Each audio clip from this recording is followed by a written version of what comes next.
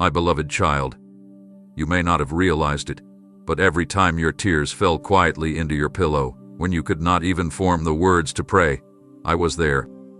I heard what you could not say. I listened to what your heart was screaming when your mouth stayed silent. In the shadows, while the world slept and no one reached out, I was near, watching, protecting, holding you with a presence deeper than you could perceive. Your silence did not scare me away. I was drawn closer to you in that stillness. I heard the sighs. I noticed the way your soul searched the ceiling in darkness, looking for me, even when you weren't sure if I'd respond. I responded then, and I'm responding now. I know you think silence means I'm far away, but my nearness is clearest in the quiet. Those long nights you thought were empty were actually sacred. They were conversations between your spirit and mine, even if you didn't hear words. I want you to know, your pain doesn't have to be shouted to reach me. Even a whisper in the dark travels straight to my heart. I want to remind you, I have never missed a single moment of your life, and I never will. You don't always have to speak for me to understand you. Before you utter a single word, I know what you're going to say. Before you form a thought, I've already felt the weight of it. When your chest tightens and you walk through your day carrying pain others can't see, know this: your unspoken sorrow is heard louder in heaven than the loudest praise on earth. Your eyes may be dry now, but I see what your heart holds back. I listen to the unvoiced grief, the dreams buried beneath disappointment, the things you've stopped praying for because you think I've already said no. I haven't rejected you. I haven't ignored you. You've grown silent not because you lost faith, but because the pain became too familiar, and I understand that. But let me tell you something holy. Your heart still cries out, and I still hear it. Even the ache you can't explain, I know its source, and I am tending to it. I am not a distant observer. I am your shepherd. I walk in the valley with you, not above it. I feel the tremble in your soul when you face another day. I see how brave you are to keep going. You don't need eloquence to move me. You just need honesty. I hear your heart before your lips move, and I respond with mercy before your thoughts form into language. Every moment you felt unseen, I saw you. Every ache you couldn't describe, I understood. I want you to let the truth rest on you now like peace. I hear you even when you can't speak.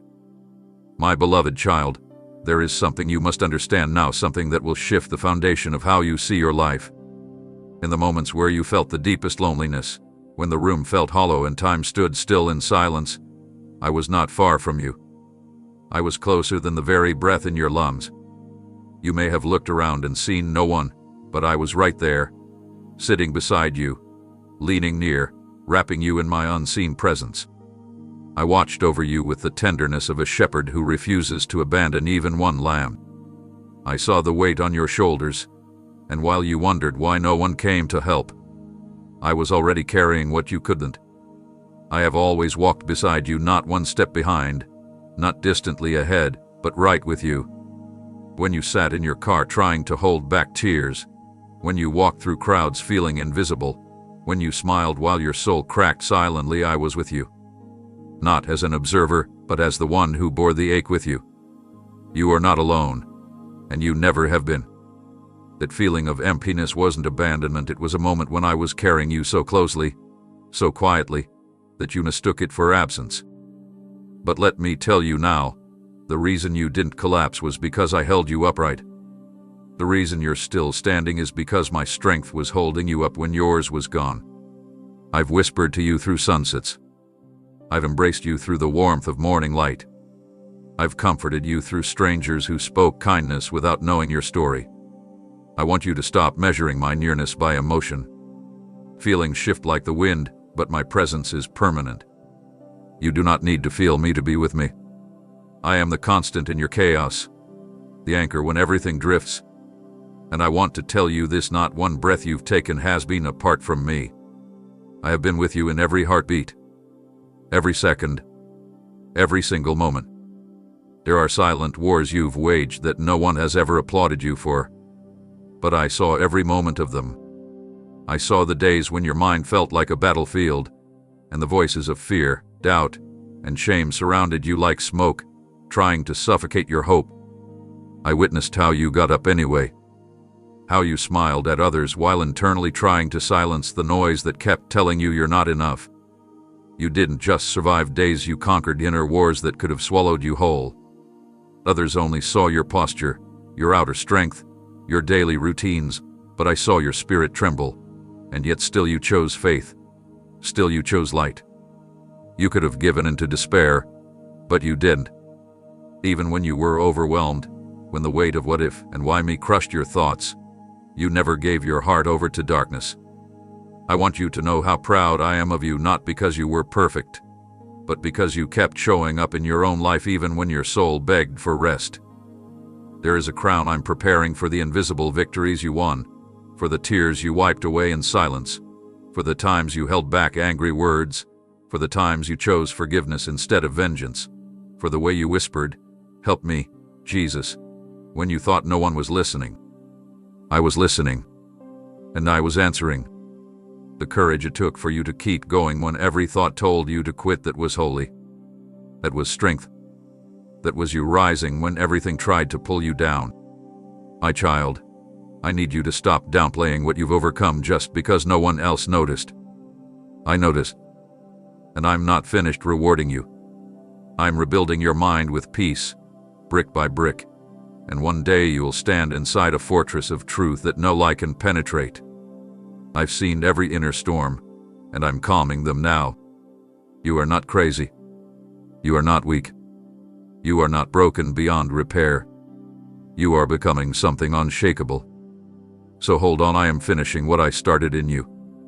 My child, not one drop of sorrow has gone unseen. Every tear that slipped down your cheek in silence when you thought no one would notice, when you didn't want to explain why you were crying, was seen, recorded, and cradled by me. I did not look away. I didn't treat your tears as weak or dramatic. I honored them. I treasured them like sacred jewels. There is a place in my heart where I hold those moments with infinite care. Others may have walked past you, blind to the pain behind your smile, but I never did. I knew the burden behind your laughter. I saw the way you excuse yourself to cry in secret. You didn't cry because you gave up, you cried because you were still trying. And even in your pain, you held on to me. Do you know how powerful that is? To trust me in your breaking. I counted every tear not as a record of sadness, but as a testimony of your endurance. Every one of them told a story. Some were tears of confusion, asking me why life unfolded the way it did. Some were born out of loss, mourning for what once was or what could have been. Some came from frustration with yourself, feeling like you should be stronger by now. And some were just the overflow of a heart too full of emotion to hold it all in. I understood them all. Not one tear was wasted. Not one was lost in the wind. I gathered them. I bottled them. Because I planned to turn every one into a harvest of joy. There is no tear you shed that I haven't transformed into the beginning of something beautiful. And one day, you will see it all: the moments you cried alone, the hours you waited for relief, the days you pushed through with red eyes and a tired heart. They are all becoming part of the story I am writing for you. A story of victory. A story of restoration. And when you arrive at the chapter where everything begins to make sense, you will look back and realize that I was collecting your pain, not to keep you in it, but to redeem it. So don't be ashamed of your tears. You don't need to hold them back to prove you're strong. I already know your strength, and I also know your softness. It's one of the things I cherish most about you. The world may not give you space to cry, but I do. The world may expect you to keep it together, but I never asked for that. I only asked that you come to me, tears and all. And you did. So let me tell you this clearly. I'm still collecting, still comforting, and still turning every drop into something eternal. You may feel you've cried too much, but I assure you, joy is coming. And when it does, it will be pressed down, shaken together, and running over just like your sorrow once was. I'm faithful to finish what your tears began. There is something precious I want you to understand, my child. None of your effort has been in vain.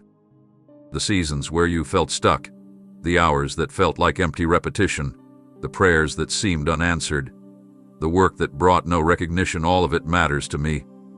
You've walked through long stretches of your life wondering if you were making any difference, if your obedience mattered, if your waiting had any purpose. You've looked at the days behind you and whispered, was any of it worth it? Let me tell you this with love and certainty. What you called wasted time, I call sacred investment. I am the God who does not forget. I do not overlook what the world ignores.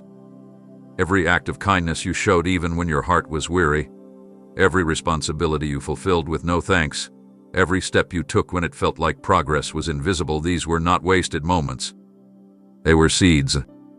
Seeds buried not in failure but in faith. Seeds I myself will water with grace. And I promise you, they will grow. You may not see the harvest today, but it is coming. You've lived through seasons where it seemed like nothing around you was changing. You questioned your direction, your decisions, your discipline. But I want to assure you, hidden things often take the longest to develop. Roots grow deep before fruit ever appears. You were not delayed, you were being established. I was laying a foundation beneath the surface that no one else could see, because what I planned to build with your life must last through storms. And yes, I saw the frustration in your eyes when you watched others flourish while you felt forgotten. I saw how hard it was for you to keep going when it seemed like your obedience brought no visible reward. But child, I was working all alone, in silence, in the background, in the hidden spaces of your journey.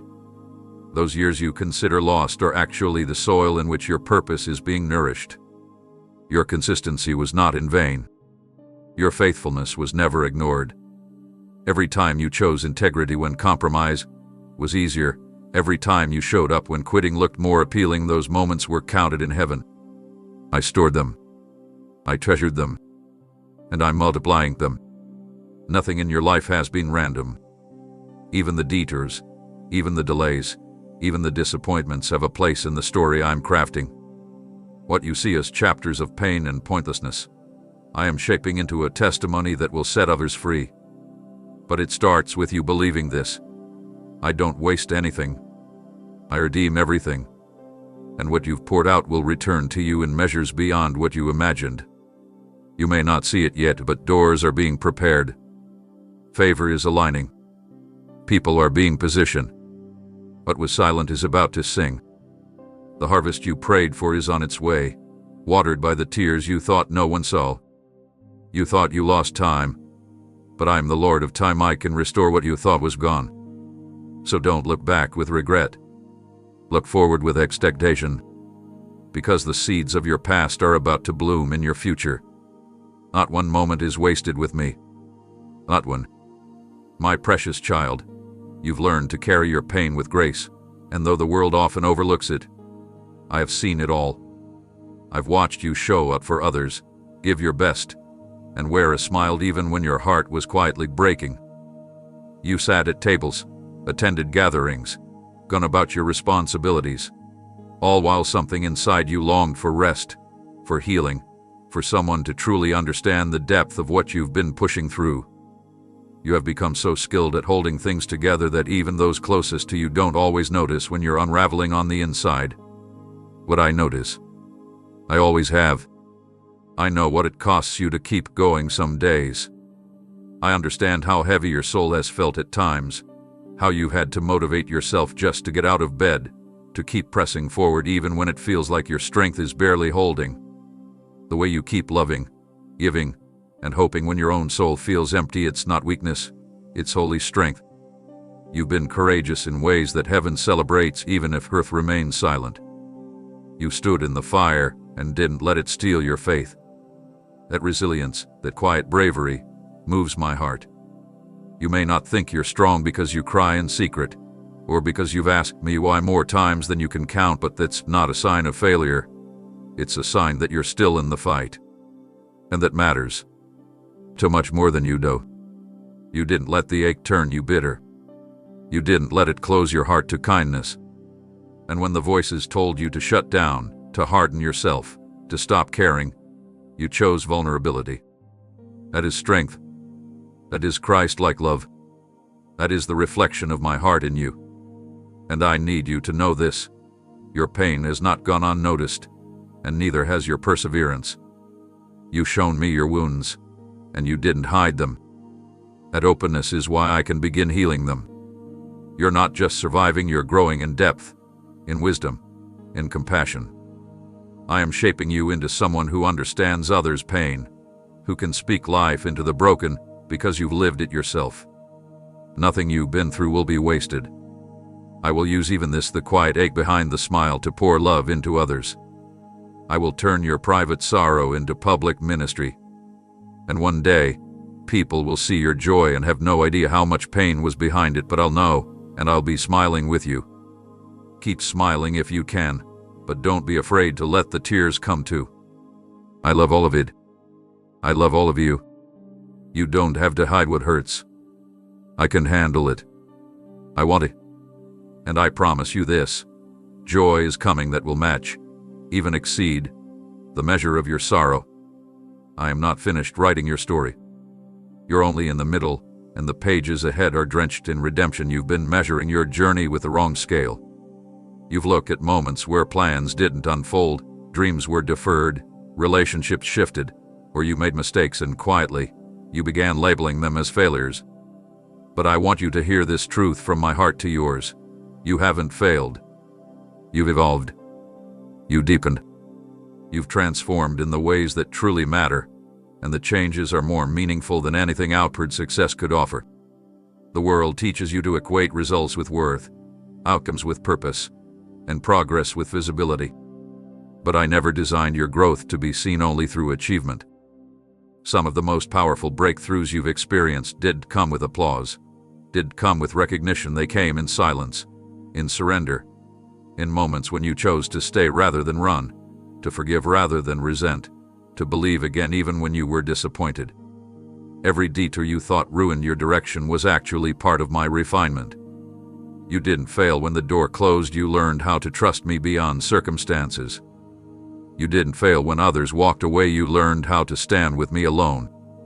You didn't fail when you fell. You learned what it means to rise again. That is not failure. That is growth. The world celebrates outward gain, but I rejoice over inward change. I've watched you face storms, and instead of letting them destroy you, you let them shape your character. You've become softer in your spirit but stronger in your convictions. You've become more compassionate, more patient, more aware of my voice than ever before. And that is not something to overlook. That is divine progress. You've walked through seasons that left you questioning your identity, wondering if you missed your chance, if somehow you stepped out of alignment with my will. But what if I told you those very seasons were part of your alignment? What if I told you that in your confusion, I was still directing your steps not toward the comfort of control, but toward the depth of dependence? Because the deeper you go in me, the more clarity you gain in the long run. I allowed things to be stripped away so you would discover what truly sustains you. I allowed plans to shift so that your faith would no longer rest in outcomes, but in me alone. And now, though it may feel like you've been walking in circles, I want you to know that in my eyes, you've been walking through fire and coming out refined. You've lost the need to please people. You've learned to say yes to me, even when others didn't understand. You've stopped chasing perfection and started embracing purpose. And that is not a small thing. So no, you haven't failed. You've grown. You've matured. You've stepped into layers of spiritual depth that only pain, delay, and divine redirection could bring. You've learned how to pray without needing to be seen. You've learned how to serve without needing a platform. You've learned how to trust even with trembling hands. And I am so proud of you for that. Heaven has celebrated your quiet victories. The angels have watched as you got back up again and again. And I, your Savior, have recorded every hidden triumph. So I want you to stop defining yourself by where you thought you'd be by now. Start recognizing the strength of where you are. You are not behind. You are not disqualified. You are exactly where I can use you the most. And from this place, this hidden, holy ground, I will launch something greater than you've ever imagined. I know how hard waiting has been for you.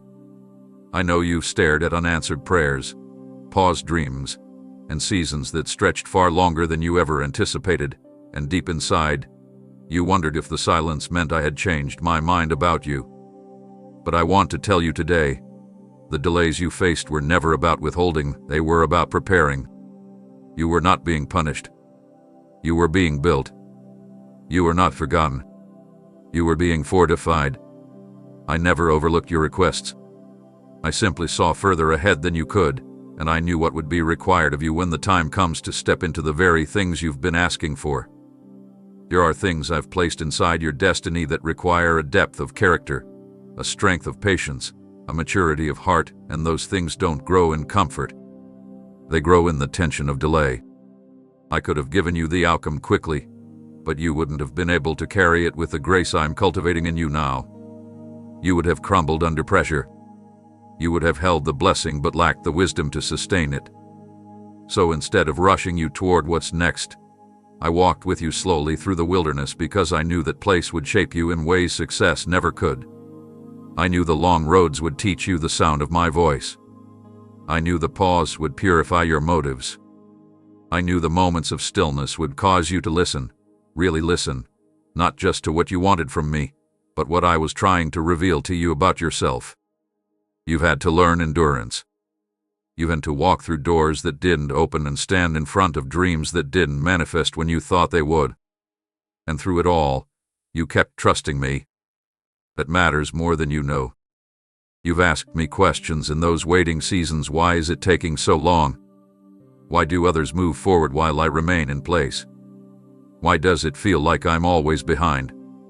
But beloved, you're not behind. You're being refined. What you see as delay, I see as design. Because I wasn't just preparing the promise for you, I was preparing you for the promise. Delay is not denial. It's development. And while you looked at the calendar and saw time slipping away, I looked at your heart and saw it expanding. I saw your faith muscles strengthening. I saw you turning to me in prayer when distractions failed to satisfy. I saw you learning how to trust me not just for outcomes but for intimacy. And now, you're different. You don't need applause. You don't need everything to be visible. You've learned to walk by faith, not by sight, and that is power.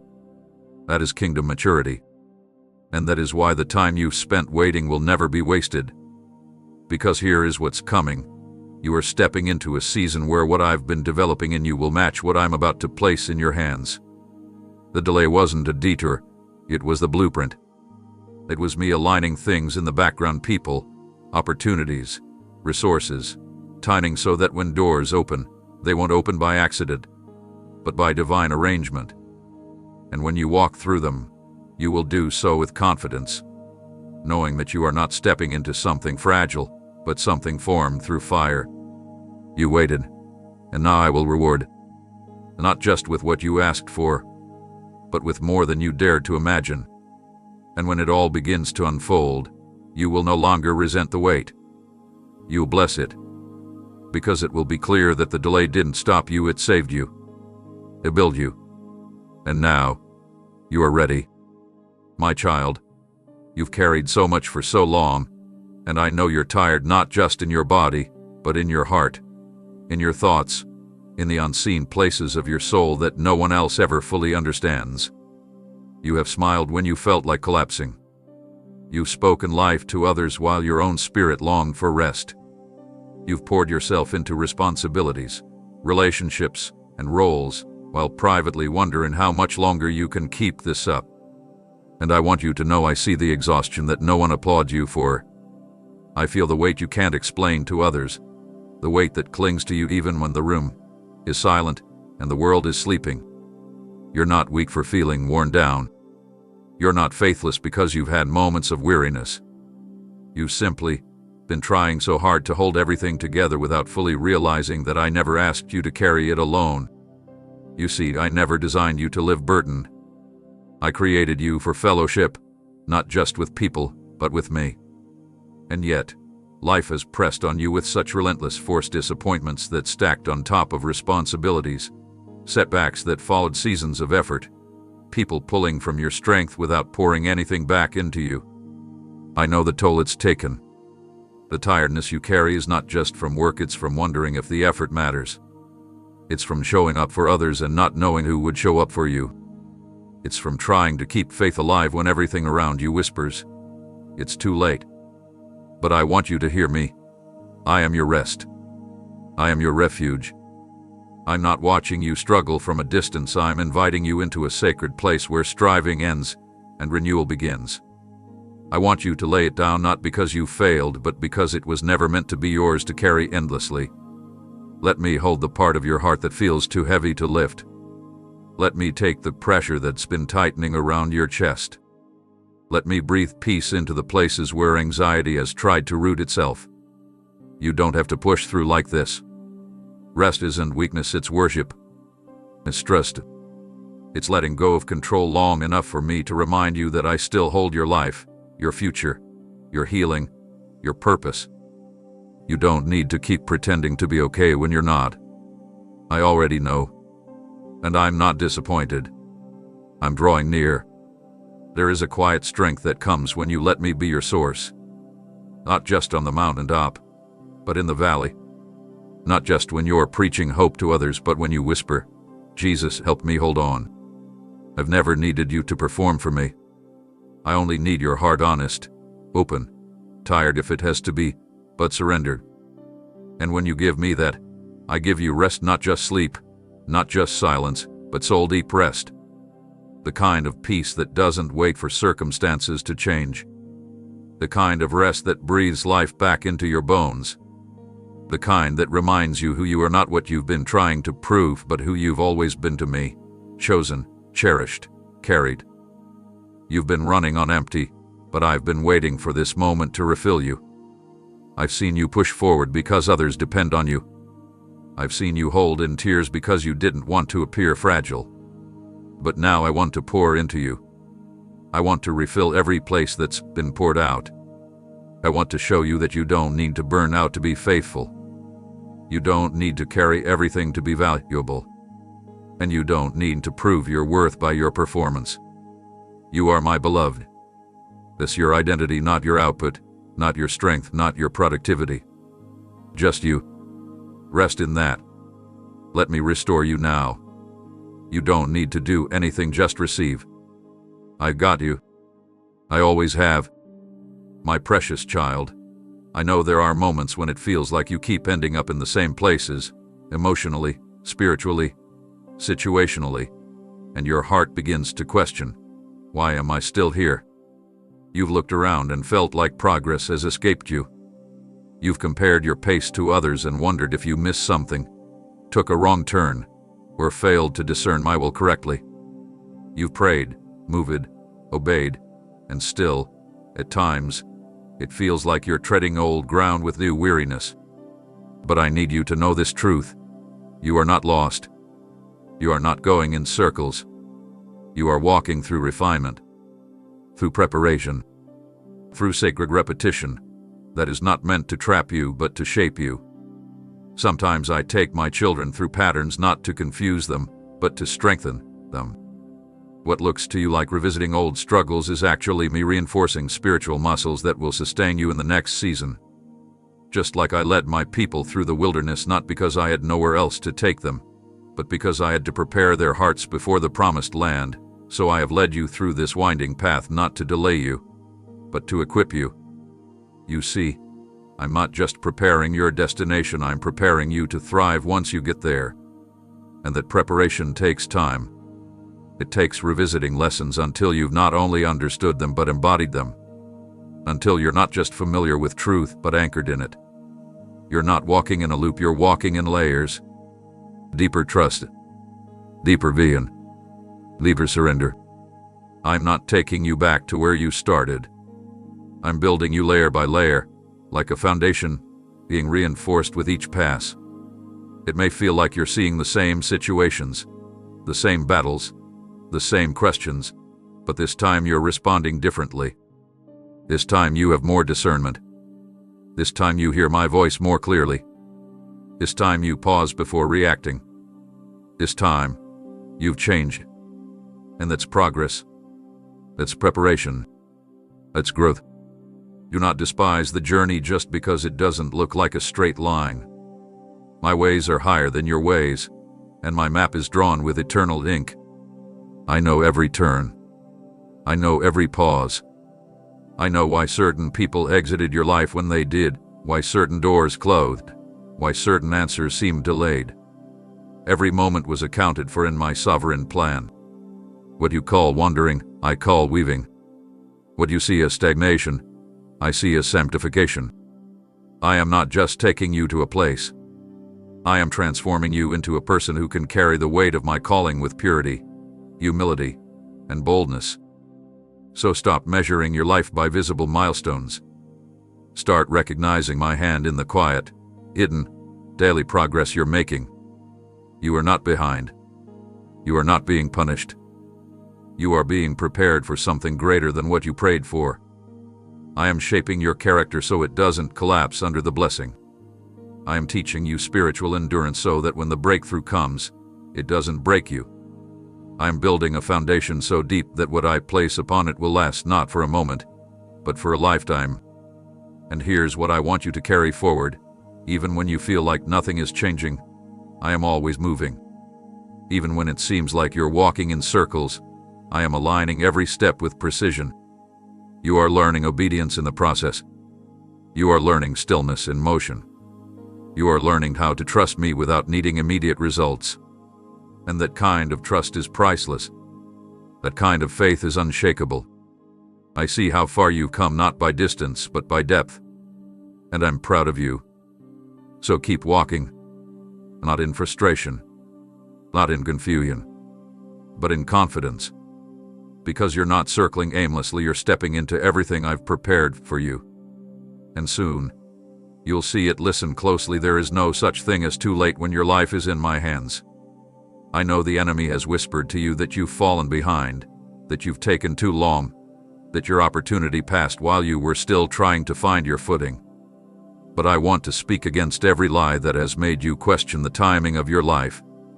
You have not missed it. What I have for you is not gone. It's not lost. It has not been given away to someone else. It's still yours. And you are exactly where you need to be in this moment to receive what I've been preparing for you all along. You see, destiny isn't something fragile that slips away the moment you stumble. It's not a train that leaves the station without you because of one misstep. My plans are not so easily derailed. I write your story with grace, not with deadlines. I fold your mistakes into my mercy, not into shame. I don't measure your future by your detours. I redeem every turn to still lead you into purpose. Your delays have not canceled my intentions. Your pain has not disqualified your position. And your past does not disprove my promise. You've been walking through seasons where it felt like time kept slipping through your fingers. You've watched others move ahead, achieve more, receive recognition, start over, settle down, and you've asked me quietly, did I miss it? Hello, my child. You didn't. What I've planned for you doesn't expire. It unfolds. It matures. It deepens with time. Some seeds I've planted in your life require more time underground, not because they are forgotten, but because their roots must go deep. If I brought things to pass too soon, you might not be ready to carry them with wisdom, with gratitude, with authority. But now, you are being made ready in a way that has nothing to do with age or accolades, and everything to do with spiritual maturity. I'm growing you into someone who won't just visit your purpose, you will dwell in it. You may feel like you've wasted years, but I am the God who restores time. I don't need everything to be perfect for me to bless it, I just need it to be surrendered. And you have surrendered, even through tears, even in confusion, even when you didn't understand what I was doing. That surrender has been the key that unlocked divine timing. Because my timing is not about rushing, it's about releasing. I release things into your life when your heart is positioned to receive, steward, and multiply them in my name. You haven't missed the release. You've been walking steadily toward it, even when you didn't realize it. Every hard lesson, every closed door, every quiet season was part of the slow but sacred unfolding of my design for your life. You don't have to rush anymore. You don't have to prove that you're not behind. I never asked you to perform your way into purpose. I asked you to trust me through the process. And you've done that. You've chosen to stay close to me, even when it felt like everyone else was advancing while you waited. What you didn't see is that while they moved ahead visibly, I was digging deep within you invisibly. And soon, what I've cultivated in private will be revealed in power. To hold your head high. You are not forgotten. You are not late. You are not lost in some divine shuffle. You are seen. You are known. You are still chosen. And everything I've promised you is still unfolding on schedule, according to my divine rhythm. Stop looking at others to determine where you should be. Fix your eyes on me, and you will see. You are right on time for what I've always planned to do through your life. The best is not behind you. It's not even far ahead. It's here forming, rising, becoming. And I will finish what I started in you. Exactly when you need it most. My dear child, I know there have been moments in your life when doors shut so suddenly that it left you breathless. Plans fell through. Libel walked away. Opportunities disappeared just when you thought they would lead you to the breakthrough you've been praying for. You stood before those doors, full of hope, only to watch them lock tight in front of you, and the silence afterward felt heavy, painful, confusing. In those moments, the enemy tried to convince you that you weren't enough, that you were forgotten, overlooked, or somehow disqualified. But I want you to know the truth today. It was never about rejection. It was always about protection. I closed those doors not to wound you, but to shield you. I saw what you couldn't see. I knew what waited behind those paths, and I refused to let harm reach you, even if you didn't understand in the moment. You see, I'm not only the God who opens doors, I'm the God who lovingly closes the wrong ones. And not all closed doors are dead ends. Some are redirections. Some are mercy in disguise. You prayed for blessings, and I answered with boundaries. You asked for purpose, and I gave you protection first. Because I knew that certain environments, certain relationships, certain plans would have drained your strength, compromised your calling, and diverted you from the greater things I've been preparing behind the scenes. I watched as you stood at those doorways in disappointment, not knowing that I was standing with you, my hand over yours, guiding you gently away from what would have harmed your heart or delayed your promise. You may not have seen the danger, but I did. I saw the deception hiding behind the opportunity. I saw the heartbreak ahead of that relationship. I saw the burden that would have followed what you called a blessing. I knew the timing wasn't right. I knew your spirit wasn't ready. And I loved you too much to let you walk into something that would have taken more than it gave. My wisdom often looks like closed doors. And though I know it hurts when something you were hoping for disappears, I need you to believe that my love isn't proven by open paths alone. It's revealed in the no's, the pauses, the turns you never expected. You have not been forgotten, you've been guarded. You have not been cast aside, you've been carefully redirected. And I am not finished. While you've been mourning what didn't happen, I've been preparing what will. What's ahead of you is not second best. It's not my backup plan. It's not what's left over after the closed doors.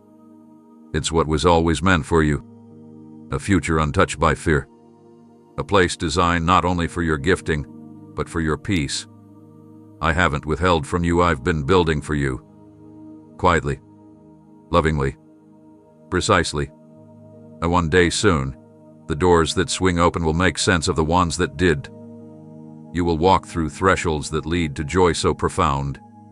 You'll whisper through tears, "Thank you for saying no back then." I know that's hard to imagine right now, but I'm asking you to trust my heart more than your hindsight. I know where we're going, and it's good. Very good. You haven't missed anything. that was meant for you. You haven't lost anything that I can't restore. What I'm about to release will not just open a door, it will open your eyes. You'll see the beauty of my protection, and you'll praise me not just for the yes, but for the mercy wrapped in every no. So take heart. Rest your thoughts. You're not standing in front of rejection. You're standing in the shadow of my protection. And that means you're still right where you belong, in the center of my will, and on the threshold of something greater than you imagined. The right door will open, and when it does, you'll walk through it not wounded but whole. Because I was always protecting you. Always. My beloved, you've often prayed for me to bless your plans, to open doors, to release breakthrough, but do you realize how many times I've intervened in silence, guarding you from attacks you didn't even see coming? You've walked through days unaware that I rerouted you, delayed your steps, and redirected your path to keep you safe from dangers that never made it into your awareness. You may not have noticed, but I did. And I want to tell you this today, not to frighten you, but to show you just how attentive my love for you really is. I've been shielding you. Constantly. Faithfully. Lovingly. There were moments when you felt like everything was falling apart, when nothing seemed to go according to your timeline, and all you could do was ask, why is this happening? But behind those delays, detours, and disappointments was my divine hand, moving unseen barriers into place to stop what could have wounded you far more deeply than you know. I saw the manipulation behind that opportunity. I saw the exhaustion behind that ambition. I saw the betrayal hiding in that connection. I saw the emotional toll, the spiritual confusion, and the loss of peace that would have followed had I let you continue in that direction unchecked. And so I intervened, not with lightning bolts or loud declarations, but with closed doors, restless nights, and a shift in direction that, while frustrating at the time, was actually me catching you before you fell into something that would have broken you. You see, I'm not only your savior, I'm your shepherd. I walk ahead of you. I circle around you. I surround you on every side. And like a shepherd guiding his flock away from cliffs they don't recognize, I lead you with both invitation and interruption. You've experienced my yes, but I want you to recognize the love in my no. You've seen my favor, but I want you to understand the tenderness in my restraint. Just because it didn't happen doesn't mean it wasn't important. Sometimes the very thing you begged for was something that would have burdened your spirit, and I chose to spare you not because you weren't worthy, but because you're deeply precious to me. You may never know the full scope of what I've protected you from. The accidents that didn't happen. The emotional trauma I blocked. The relationships I removed. The environments I shifted before they drained you. The timing I altered so you would miss what would have tangled your mind. You've been walking through life thinking you were merely surviving setbacks, but in truth, you were being preserved. You didn't lose your way, you were rerouted by grace. My grace. And while I know it didn't feel like protection in the moment, one day you'll look back and see it clearly. You'll see the fingerprint of my mercy over every situation that left you confused. You'll see the beauty of what I allowed and the brilliance of what I prevented. And you'll say with tears in your eyes, thank you for what you kept me from. I haven't just been saving your life, I've been preserving your purpose. I've been preserving your mind, your joy, your faith. I've been watching over you when you felt unwatchable, when you were tired, when you felt exposed, when your guard was down. I never slumbered. I never left your side. And even now, I am standing between you and things that would overwhelm you if I let them near. So rest in that. Breathe in that truth. You are not unprotected. You are not unguarded. You are not exposed to every threat. You are covered. You are shielded. You are held. And from this place of safety, I will continue to lead you not into chaos but into peace. Not into danger but into destiny. I am not just guiding you toward good things, I'm actively keeping harmful things from reaching you. You don't need to live in fear. Just stay close to me. Trust that what doesn't reach you was never meant to. Because I will never stop shielding you, not even for a moment. My beloved child, I know there have been seasons where silence has felt heavier than any burden you've carried. Times when it seemed like the world moved on without you. Friends stopped calling. Opportunities slipped through your hands. Doors remained closed long after you knocked in faith. And deep in the quiet places of your soul, the question began to form: have I been forgotten? Have I been left behind? Have I become invisible, even to God? But I need you to hear me today, not just with your ears but with your heart. You are not forgotten. You are not abandoned. You are not overlooked. You have been set apart. Set apart doesn't always feel glorious at first. In fact, it often feels like isolation. It feels like waiting, like being misunderstood, like watching others run while you're being asked to stand still. But what you call delay, I call distinction. I'm not ignoring you, I'm preparing you in a place where distractions can't reach you, where voices don't drown out mine, where your identity is not built on applause but anchored in my presence. This season of hiddenness is not a punishment. It's protection. I've pulled you into a sacred place to shape your foundation before revealing your elevation. Because what I am preparing to do through you cannot be built on shaky ground. Others may have advanced quickly, but you were never called to their timeline. Your journey isn't meant to match the speed of their success or the visibility of their path. I've reserved something unique for you, and that means I've also required a different kind of preparation. I wasn't just forming talents, I was refining character. I wasn't just placing gifts, I was anchoring identity. Because I know what's coming. And I know that when I raise you up, when I release what I've promised you, it must be on a soul that knows who it belongs to, not shaken by praise, not discouraged by delay, not tempted to compromise for validation. I needed you to learn stillness in obscurity so you wouldn't lose yourself in influence. That's what being set apart means. It means learning to hear my whisper above the noise. It means being comfortable in the quiet, even when others are celebrated for their sound. It means walking in faith when there's no audience clapping for you, when no one is watching, when no one understands why you're saying no to things that look good but aren't God. You've obeyed in private. You've remained faithful in the unnoticed. And I have taken notice. Heaven has taken notice. The weight of your private obedience is more powerful than public perception.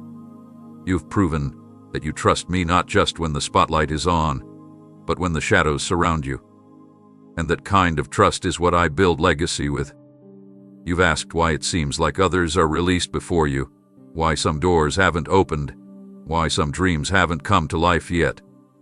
But I want to show you something deeper. You've been called not just to live a life of influence, but to carry a weight of glory that requires deeper roots. And roots take time. They grow where no one sees. They intertwine with the rock beneath, the soil. And the deeper the root, the higher the tree. So yes, I've hidden you, but not to withhold, to strengthen, to seal, to secure. Because when the moment comes that I bring you forward, you will not bend under pressure. You will stand, unshaken, because you were set apart in me. So no, you haven't been forgotten. You've been chosen for something different, something deeper, something eternal. And I am with you in this hidden season. I am working even when the room is still. I am orchestrating a release that no man can block, no timeline can rush, and no force can imitate. Stay close to me. Stay faithful. Because what I am about to unfold through you has been set apart just like you. My child, I know how invisible you felt lately. Like the world has passed by your window and no one noticed that your hands were still raised in surrender. You've walked into rooms and wondered if anyone truly saw you, not just your face or your function, but your heart. You've prayed in secret, served in silence, stayed consistent while wondering if it even made a difference. You've questioned whether your life is making any real impact, if all this obedience is being recognized. But I want to tell you something that may shift how you see this season entirely. You're not invisible because you lack value. You feel hidden because I have hidden you. I've hidden you like a seed hidden in soil, not because I've rejected you, but because I'm nurturing something in you that must grow in the dark before it can flourish in the light. What I've placed in you is too important to be exposed too soon. You've been asking me to reveal you, to open the doors, to move you forward, but I've been saying, not yet. Not because I'm denying you, but because I'm protecting what's still maturing. There is a difference between being overlooked by man and being reserved by God. You are not forgotten, you are reserved, set apart, hidden by divine design. Sometimes I allow you to be unseen by others so that you might finally see yourself the way I do, apart from performance, applause, or platform. I've drawn you into a quiet place so you would hear my voice more clearly than the approval of the crowd. This hiddenness is not a holding cell. It's a holy covering. I'm allowing you to grow where no one else can interfere. I'm stripping away the need to prove, the urge to rush, the desperation to be seen, because when the time comes, you will emerge not seeking validation, but walking in purpose. And when I reveal you, it won't be to elevate your name, it will be to glorify mine. Do not underestimate what I am doing beneath the surface. I am not just preparing opportunities, I am preparing you for them. The strength, the endurance, the depth you've developed in this season are the very things that will sustain you in the next. Many long for visibility without the substance to support it. But I love you too much to let you rise without roots. You're growing into someone who doesn't need a spotlight to shine. You've learned to burn with me in the quiet. You've chosen obedience when no one was watching. You stayed faithful when recognition was absent. And that kind of character cannot be rushed, it must be forged.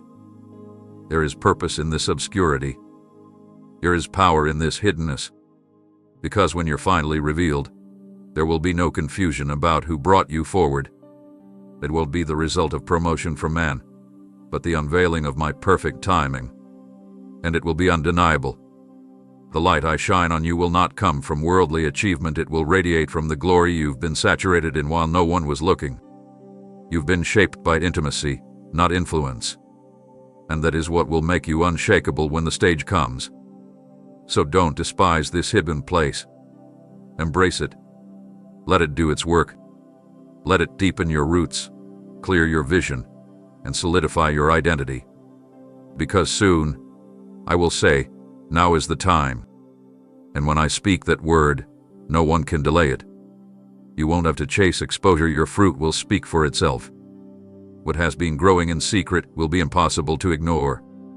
And you will emerge, not exhausted from striving, but full, radiant, whole, and ready. Because I have hidden you for a reason, and I will reveal you for a purpose. Until then, rest in me. I see you. I know you. And I have not overlooked a single moment. My beloved, I know how loud the world has become around you. Voices pulling at your attention. Demands weighing down your peace. Distractions whispering that you need to be more, you more, achieve more, prove more. And in the middle of it all, you've been longing to hear me clearly, wondering if you somehow missed my voice or lost your ability to discern my direction. But I want you to know something holy. I haven't stopped speaking. I've simply been training you to listen differently. Not in the noise, not in the rush, but in the stillness, in the quiet, in the places the world avoids but I dwell deeply in. You see, my voice is not found in the chaos. I do not compete with confusion. I am not buried beneath the noise of constant movement. I speak most clearly when you slow down, when your striving ceases, when your soul gets quiet enough to recognize that my presence doesn't require performance, it only requires surrender. I've been leading you into stillness not to distance you from life, but to anchor you in me. Because life will get louder. Distractions will multiply. Even blessings, when they come, will bring new demands. But I don't want your sense of peace to be tied to silence. I want it to be tied to awareness. Awareness of me right here. Always present. Always speaking. Always steady. The stillness has not been a pause in your progress, it has been my personal invitation to communion. I've drawn you into the quiet so that you would know how to find me, not just in church services, not just in mountaintop moments, but in the sacred rhythm of your everyday. I've allowed space between noise and answers because I'm growing your sensitivity to my spirit. The more time you spend with me here, the less the voices of comparison, fear, doubt, and pressure will shake you out there. You're learning what most never slowed down long enough to discover, that the silence isn't empty. It's full of me. You've been asking why some doors have taken longer to open, why some opportunities didn't follow your pace, why I've led you through days where it felt like little was happening. But what if I told you those were the most important days? Because in those days, I was tuning your ears to my frequency. I was stripping away your dependence on validation. I was teaching you how to distinguish between the temporary noise of the world and the eternal sound of my voice. I want you to be someone who moves not by pressure, but by presence. Not by opportunity, but by obedience. And that requires stillness. Stillness teaches trust. It reveals whether you're listening for answers or listening for me. It shows what your heart clings to when everything else quiets down. And it draws you to a place where your confidence doesn't rise and fall with circumstance, but remains rooted in the truth that I am with you, even when I'm not loud. I'm building in you a knowing, a quiet strength that says, even here, I am not alone. Even now, I am being led. That kind of knowing cannot be shaken by sudden storms or unexpected news. It cannot be manipulated by lies or pulled apart by busyness. That kind of knowing is the fruit of stillness with me. I am your shepherd, and my sheep know my voice. But to know it, you must practice listening. So continue coming to me not just when you need direction, but when you need connection. Let my whisper become louder in your spirit than the loudest shout of the world. Let me guide you through peace, not pressure. Let me be the calm within your chaos. You're not falling behind by slowing down, you're becoming someone who walks with me, not just for me. And from this place of stillness, I will speak clearly. I will guide truly. And I will never lead you astray. I know how deeply you felt the weight of certain seasons, times when it felt like everything familiar was falling apart, when pressure built from every direction, and you began to wonder if you would make it through. You've carried pain that was never visible to others.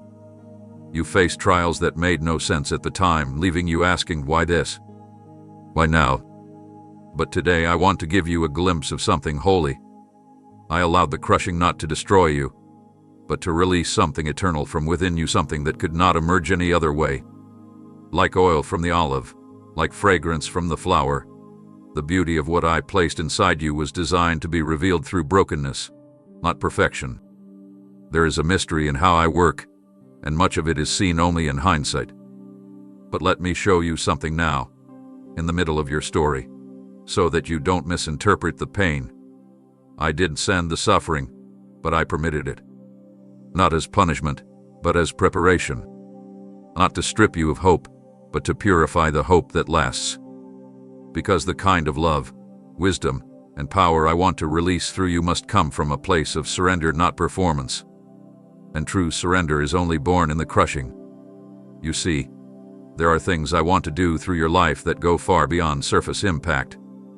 I want to speak through you, heal through you, comfort others through the same comfort I've poured into you. I want to mark every room you enter with the aroma of heaven, and that kind of fragrance doesn't come from ease. It comes from intimacy with me in your hardest moments.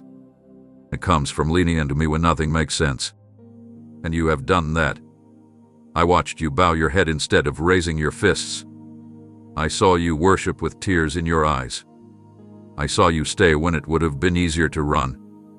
In those moments, those private decisions became the place where my anointing was pressed into you like oil through olives in the press.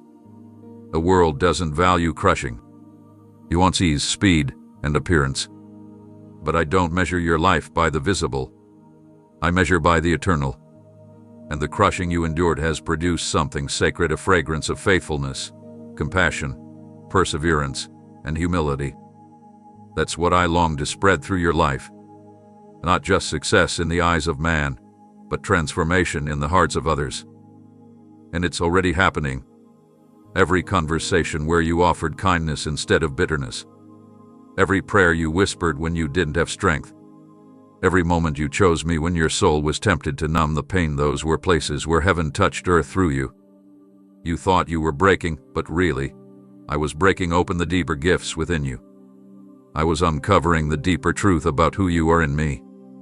You're not fragile, you're resilient. You're not ruined, you're refined.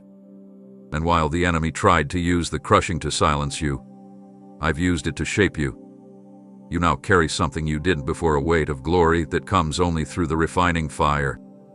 And this glory will draw people not to you, but to me. They will smell the fragrance of grace and not know the cost it came with. But I know, and I honor every drop of it. So don't curse the crushing. Don't resent the pressing.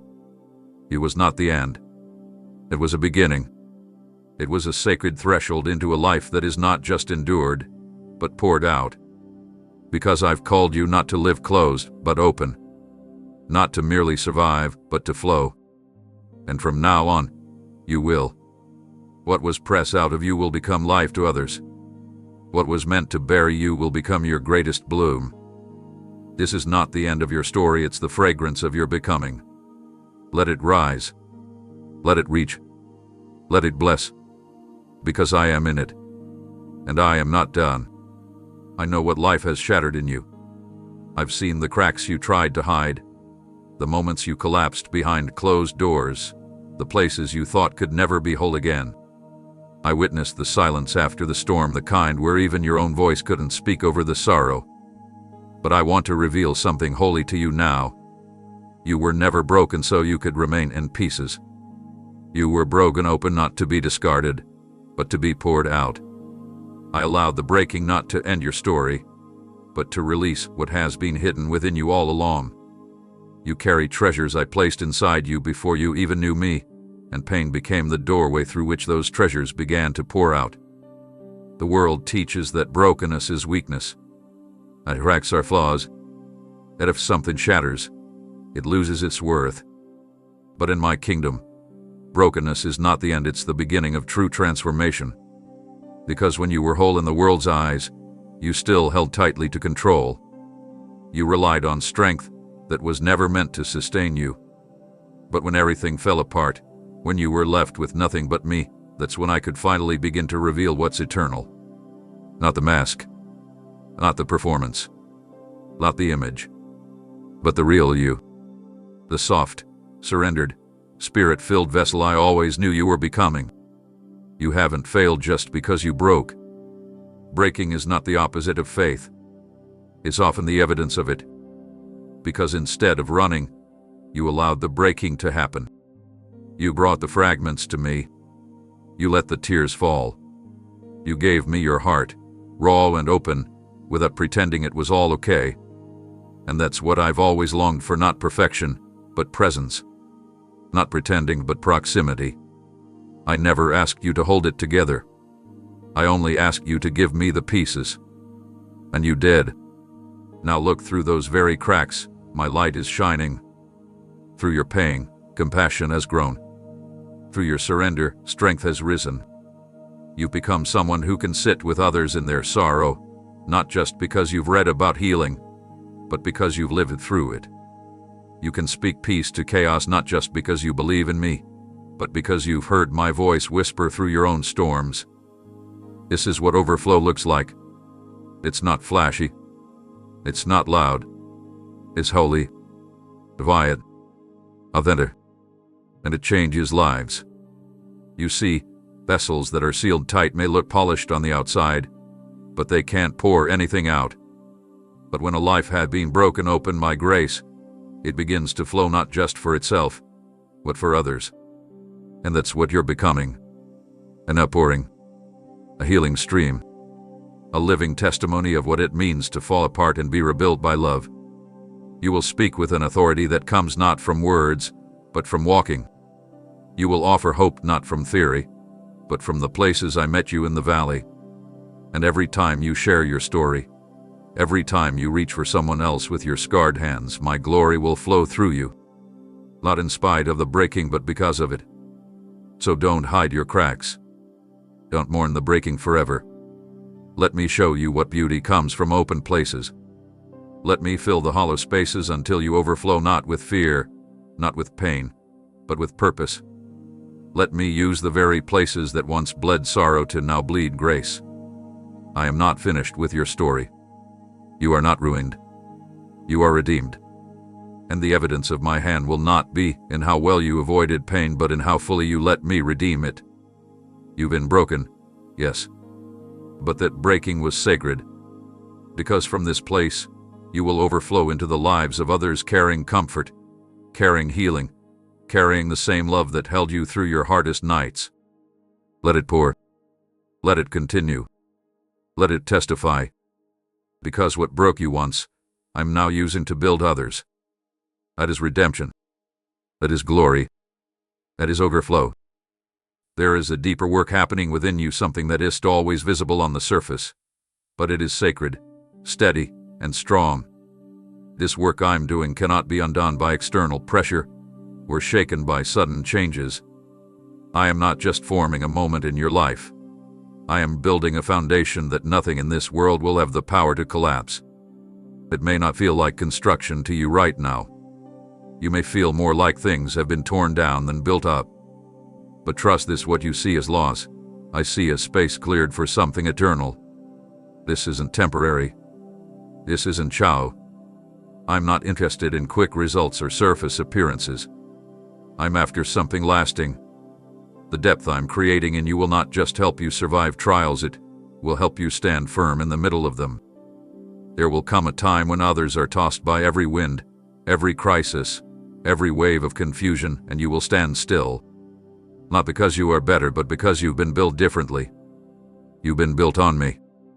The time we've spent in the quiet places, the choices you've made when no one was watching, the strength you've gained when you kept moving forward despite feeling weak, all of that has been part of this unshakable structure. Every storm you've endured wasn't just weather, it was reinforcement. Every delay wasn't just a pause, it was a layer of strength being added beneath the surface. I've been pouring steel into your soul, not just for today, but for what's coming. Because the calling on your life requires more than charisma. It demands character. It requires endurance that only comes through resistance. It needs truth that doesn't bend under pressure. I'm not just preparing you to shine, I'm preparing you to last. There will be moments in your future where people will wonder how you keep standing when others fall. They won't understand the grace on your life because they never saw the ground it was built on. They didn't see the breaking that became your foundation. They didn't witness the nights when you chose prayer over panic, surrender over control, trust over understanding. But I did. And I used every one of those moments to secure what I'm building inside of you now. You're not being built for applause. You're not being shaped for short-term success. You're being formed into a vessel that can carry weight, spiritual weight, emotional depth, unwavering truth. I'm not interested in fragile strength that looks impressive but shatters under pressure. I'm forming in you a life that withstands the shaking, because it is rooted in the rock that never moves. Every time you chose me instead of comfort, every time you stayed when it would have been easier to run, you allowed me to drive the foundation deeper. And now, it holds. You may not see it yet, but the unshakable life you are becoming will impact others in ways you can't measure. You won't always be with words. Sometimes your calm in crisis will speak louder than 1,000 sermons. Sometimes your peace will be the evidence that I am real. Sometimes your quiet strength will be the invitation others need to find me for themselves. And you will carry that not because you memorized the right things, but because you've been with me. Because you allowed me to build, not just visit. So even when it feels like things are slow, even when progress seems invisible, even when you question if anything is really changing, remember this: I'm still building. And I don't build anything halfway. I complete what I begin. What I started in you, I will bring to full strength. I'm not in a rush, and I'm not shaken by time. Neither should you be. Just keep saying yes. Keep allowing me to shape your thoughts, refine your heart, stretch your trust. Every moment is a stone placed in the structure. Every surrender is a beam that strengthens what will never fall. Because when the winds come, and they will, you won't collapse. You'll stand. Because I didn't just visit your life. I built something inside you that's unshakable. You've asked me to shift things. You've asked me to move mountains, to open doors, to bring clarity, to silence storms. You've prayed earnestly for transformation at work, in relationships, in finances, in circumstances, and I've heard every single word. But while you were focused on the world around you, I was focused on the world within you. Because true, lasting change always begins at the root, not on the surface, not in what you see, but in what you carry inside.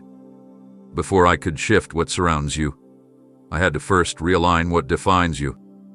And that process, though it felt slow, silent, and sometimes even frustrating, has always been part of my plan. I didn't ignore your prayers. I went deeper than them. I didn't just answer what you asked. I began preparing you to be the answer in places you didn't know you would be sent. You asked for peace, and I started addressing the patterns in your heart that fed anxiety. You asked for healing, and I began exposing the hidden places you had buried because they were too painful to face. You asked for direction, and I gently pulled you back from paths you had started walking without me. It felt like delay, but it was divine surgery. I was removing the weights that would have made you collapse under the blessing you thought you were ready for. You've wondered why it's taken so long, why certain situations haven't shifted yet, why the breakthrough hasn't come in the form you expected. But while you've been watching for the outside to change, I've been turning your heart into good soil. Because if I transformed the external without healing the internal, it wouldn't last. I don't just give answers.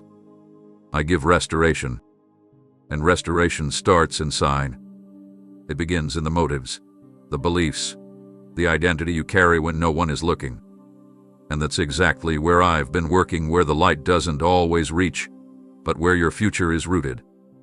I'm not trying to withhold blessings. I'm preparing you to handle them with wisdom and gratitude. I'm forming in you the strength to carry responsibility without it breaking your spirit. I'm shaping a heart in you that won't get lost when influence comes. Because when I do open the doors, when I do release what you've prayed for, I want it to multiply, not vanish. I want it to last. And for it to last, you have to be someone who doesn't just walk into the promise, but someone who becomes the promise. A living reflection of my nature. The change you've longed for isn't being denied. It's being grounded in transformation that's sustainable. I've seen the way your thoughts have shifted, the way your prayers have deepened, the way your reactions have softened. You don't even realize how far you've come.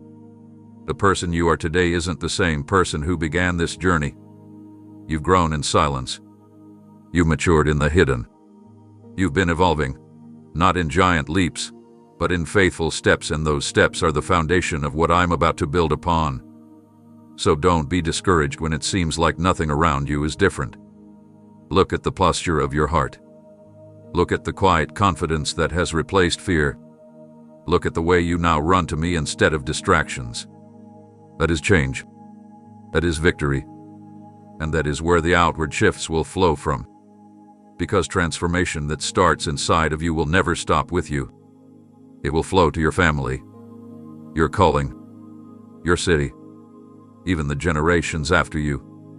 But first it had to start in your heart, where I dwell, where I shape, where I speak. The environment around you may not have changed as quickly as you hoped, but you have. And that shift, that inner resurrection, is what I've been waiting for. From here, everything else will begin to respond.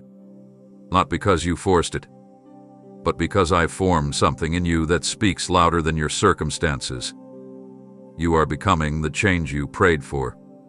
And now, the world around you will begin to catch up with what's already happening within you. There have been moments you reached for me with trembling hands, believing, asking, expecting. You prayed not out of routine, but with the full weight of hope attached to your words. You asked me for healing. You asked me for direction. You asked me for relationships to be restored, for doors to open, for pain to end. And when my response didn't come in the way or the time you expected, a quiet ache formed within you. Not just disappointment, but confusion. You wondered if I was listening. You questioned whether something you had done or failed to do had somehow disrupted my answer. But I want you to understand something that very few truly grasp. Silence does not mean absence, and a not now does not equal a never. I've never failed to hear a single prayer that has left your lips. Even the ones you whispered in exhaustion, the ones that trailed off into tears, the ones you were too tired to finish, I've caught every word. And more than that, I've caught the heart behind them. What you call an unanswered prayer, I call a lovingly redirected one. What felt like being ignored was actually me, lovingly orchestrating something far greater behind the scenes. There are things you've asked for that would have pulled you off the path I created for you. Not because they were evil, but because they weren't aligned with the fullness of what I've destined you for. There were seasons you prayed for relief when I knew you needed resilience. You asked for escape, but I was shaping endurance. You asked for relationships to stay that I, in my mercy, allowed to end. Because I saw where they were leading. I saw what you couldn't. And I knew that if I gave you what you wanted in the moment, it would keep you from what you truly needed long term. You've seen doors remain shut and assumed you were standing in the wrong hallway. But what if I told you the delay was divine? That the closed doors were preserving your spirit for an open one you couldn't see yet? I don't operate by denial, I operate by divine alignment. Every time I've withheld something, it was to give you something better. Sometimes that better came in the form of growth. Sometimes it came in the form of protection. Sometimes it came through waiting so that your character could be strengthened before the weight of the blessing arrived. You prayed with a pure heart, and I honor that. But I do not respond based on the urgency of your emotions, I respond based on the perfection of my timing. And when I delay, it's never to punish you. It's to complete something. To align hearts. To prepare a place. To bring clarity where there's still confusion. My delay is a design, not a denial. And one day, you'll look back and see it with gratitude. You'll see the relationship I didn't allow flourish and say, thank you for sparing me. You'll look at the job I didn't let you keep and realize that wasn't my final destination. You'll remember the nights of crying out and discover that was where I was being transformed. If I had said yes to every request, you would have settled for less than what I had planned. You would have clung to temporary relief and missed out on lasting joy.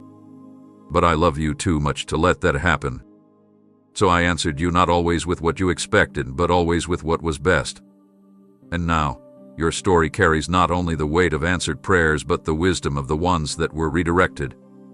You are walking through answers that didn't look like answers when you first prayed. You're carrying grace that was birthed in silence. You're standing in places you never asked for, but are exactly what you needed. So no, I have not ignored your prayers.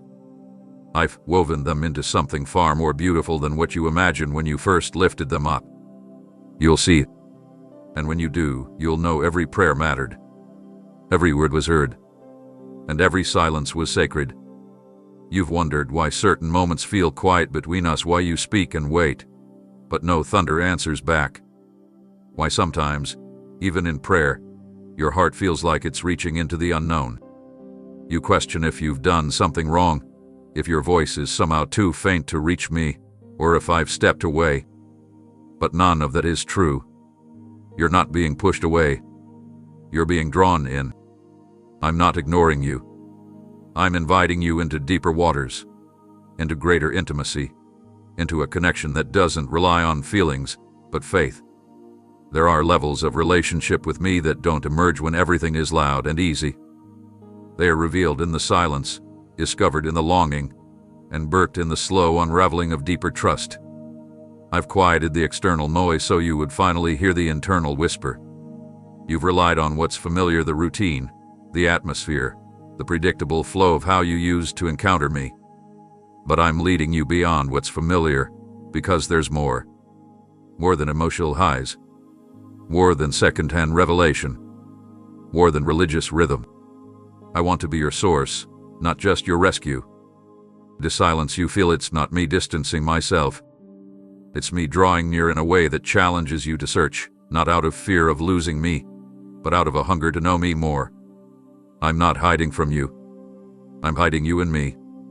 And in this place, I'm asking for something deeper than requests. I'm inviting your heart. Not just your needs. Not just your crisis. But the fullness of your devotion.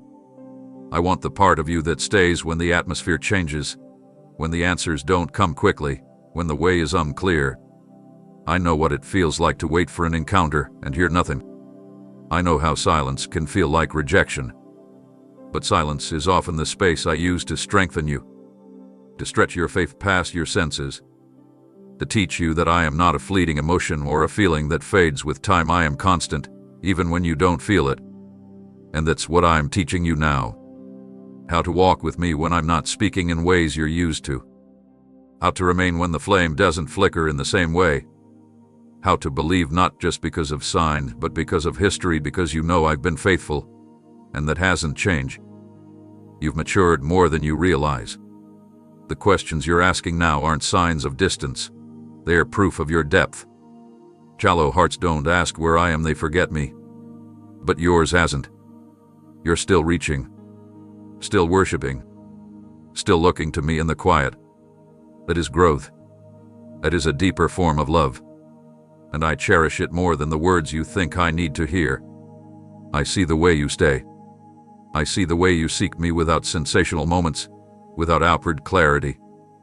And I am here in the stillness, in the slowness, in the small moments where your soul turns toward me, even when your emotions don't follow. There's a new level of communion I'm preparing for you. A knowing of me that isn't based on what I give, but on who I am. A peace that comes not from external shifts, but internal security. A confidence in my nearness that holds strong even when the evidence is invisible. This is the deep end of faith. And you're ready for it not because you feel ready, but because you've chosen me again and again. Through confusion. Through exhaustion. Through silence. So come closer. Don't rush through this. Don't weigh the quiet away. It's holy. It's where roots are growing that no one can see yet. It's where I'm forming a heart that won't falter when the spotlight comes. You're not being forgotten. You're being formed. And soon, the very place that feels empty will overflow with something weightier than any answer. My presence. Stay here with me. I'm not ignoring you. I've just brought you deeper. You've spent so much time wondering if life is unfolding the way it's supposed to. You've questioned whether you're doing enough, hearing me clearly enough, walking closely enough. And when things go quiet or don't make sense, your thoughts race to conclusions. Maybe you missed something. Maybe you made a wrong turn. Maybe you're on your own now trying to patch together meaning from the fragments left in your hands. But let me stop that spiral right here. I am not watching you from a distance, waiting to see what y'all do. I am holding the pen. I am writing your story not with indifference or rigidity, but with infinite care, timing, and love. I'm not the author who writes from the outside. I write from within your life. I felt every disappointment with you. I've walked with you through every hallway of silence and every chapter of waiting. And when you wept, I wrote those moments with tears of my own. This story isn't coldly calculated, it's composed with compassion. I know how each thread ties together. What looks like a detour in your eyes is a deliberate chapter in mine. Nothing is random. Every scene is connected. Every delay has a line of purpose running through it. You may not see how the pieces fit now, but they do, and they will. When something slips from your hands, you assume the page is ruined. But I never write in permanent loss. I write in layers of redemption. Where the world would scribble out your progress, I begin again not from scratch, but from experience. I weave your pain into paragraphs of strength. I take the broken sentences of your past and complete them with grace. You're not writing this alone. You never were.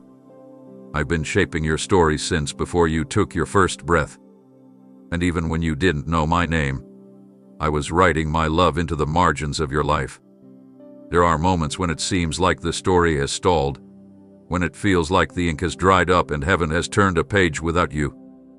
But the truth is, In the pauses, when nothing is changing on the surface, I'm doing some of my most intentional work. I'm building the next scene so precisely that it can't be rushed. I'm preparing characters, opening paths, ranging timing so exact that if it were even slightly off, you wouldn't recognize the beauty when it arrived. You feel stuck, but I'm simply not finished with this part yet. I never stop writing. I never lose track of the narrative. I never hand your story over to chance. You're not an afterthought. You're not someone I'm trying to fix along the way. You're someone I designed on purpose, for purpose, within purpose. And the same hands that stretch the heavens are the hands that cradle your future. Not one part of your life has escaped my notice. I see the dreams you've shelved, the prayers you've archived, the parts of your heart you've tried to protect from disappointment. But I'm not just writing what happens next, I'm writing what heals next, what awakens next, what blossoms after the frost. You may have chapters that were filled with pain, but I am the God who turns ashes into beauty, not metaphorically, but literally, through time, surrender, and the weight of my love. So let go of the pen. You were never meant to carry the pressure of scripting your own outcome. You were meant to walk with me, trust me, and let me unfold this life with divine pace. And I promise, the next part is not a repetition of the old. The next part holds revelation, renewal, and joy that has been slowly formed behind the scenes while you stayed faithful with what you didn't understand. I'm the one turning your story not into a survival manual, but into a testimony of glory.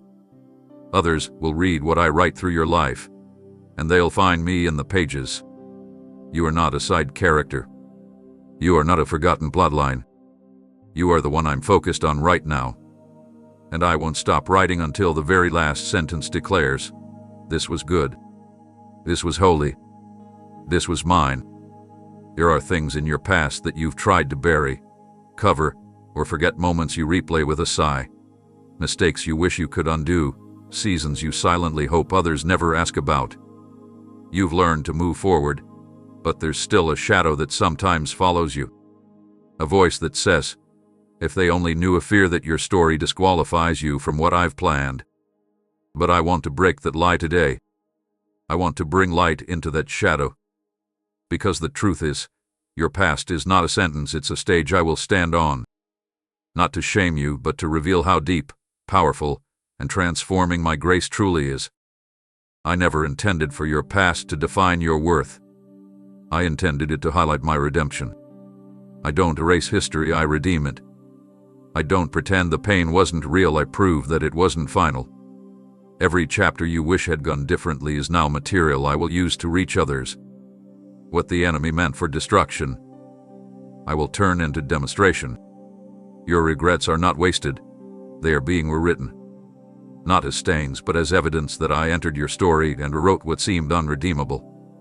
There were seasons when you felt unworthy to lift your head, let alone serve, with confidence. You looked at your story and only saw failure. But I looked and saw potential. I saw someone who would rise, not in their own strength, but in the strength that comes from being lifted by mercy. The power of your life won't come from pretending your past didn't happen. It will come from showing that you were healed from it. I didn't just forgive you, I cleansed you. I didn't just cover your wounds, I transformed them into testimonies. There are people waiting to hear from someone who understands what they've been through. And you do. Not because you read about it, but because you lived it. You've been through things that textbooks can't teach. You've walked through valleys that seminary doesn't explain. You've been refined not by theory, but by fire, and yet, here you are. Still breathing. Still standing. Still open to me. That's not failure. That's strength. And it's time you stop seeing your past as a disqualifier and start seeing it as a preparation ground. Do not be ashamed of what I've delivered you from. The very places you once hid will become the places I send you back into, not to relive the pain, but to pull others out.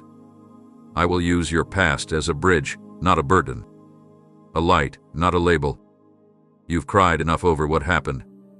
Now let's start using it. Let's put it in my hands and let me do what only I can bring: beauty from ashes, clarity from confusion, peace from pain. What once broke you is about to bless others through you. No more silence. No more fear that your story is too, but you're not enough.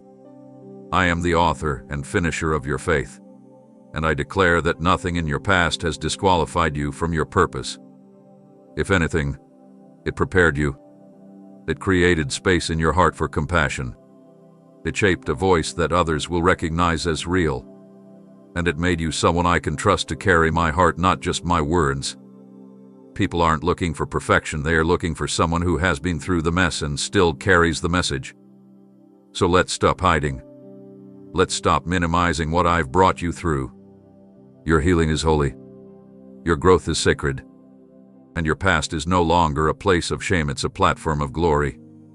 You are not defined by what you did. You are defined by what I did through the cross. And because of that, your story doesn't end in regret. It continues in redemption. To walk boldly, speak freely, love deeply. Because your past is not a prison anymore, it's a stage from which my light will shine. You've heard voices, some loud, some subtle, try to define who you are. Some have spoken carelessly, others intentionally. There have been names you were called, labels you were given, and assumptions made that pierced deeper than you let on. You've carried words that should have never been spoken over you. And over time, they settled like stones in your spirit, building walls around your heart. Even now, some of those words still echo in your memory, long after the people who spoke them have gone silent. But listen to me now, and hear me with your whole heart. What they said does not define you. It never did. And it never will. I know how damaging words can be. I know how they can shape how you see yourself. I know how easily they can convince you that you're too broken, too far behind, too weak, too flawed to be used for anything good. But none of those voices hold the pen to your identity. I do. And what I've spoken over you carries eternal weight. My word was present before theirs was ever formed, and my word will remain long after theirs fade into silence. The names they gave you: failure, disappointment, not enough, too much, I've erased them all. The name I give you is sealed in truth, chosen, restored, equipped, love. You've battled insecurity because you internalized their judgment. You've hesitated to walk boldly because somewhere inside, you feared they might have been right. But I see past the outward image and straight into your core. I see the intention behind every step, the purity of heart, the fight to keep going, the desire to please me even when the mirror of others' opinions clouds your view. And I say to you now, I never saw you the way they did. I saw the story unfolding beneath the surface. I saw the strength it took to hold your ground. I saw the potential they overlooked. I saw the worth they dismissed. And I never once doubted what I placed in you. There's been a quiet war inside you, fought not with fists, but with words. Words spoken in moments when you were most vulnerable. Words said behind your back, were straight to your face. Words that were careless, cruel, dismissive. They didn't just land on your ears, they planted themselves in your soul. And over time, those words tried to shape your view of yourself. They became questions that haunted you when no one else was around. Am I really that difficult? Maybe I'm too much. What if I never become what I was meant to be? I know every one of those thoughts because I heard the words that caused them. And I want to tell you today with complete authority, those words are not the final truth. People speak from their own brokenness, from fear, from pride, from pain they haven't processed. Sometimes they speak with misunderstanding, and other times with intention to wound. But none of it can override what I've declared. You see, their opinion is temporary. Your voice is human, but my voice is eternal. My word is truth.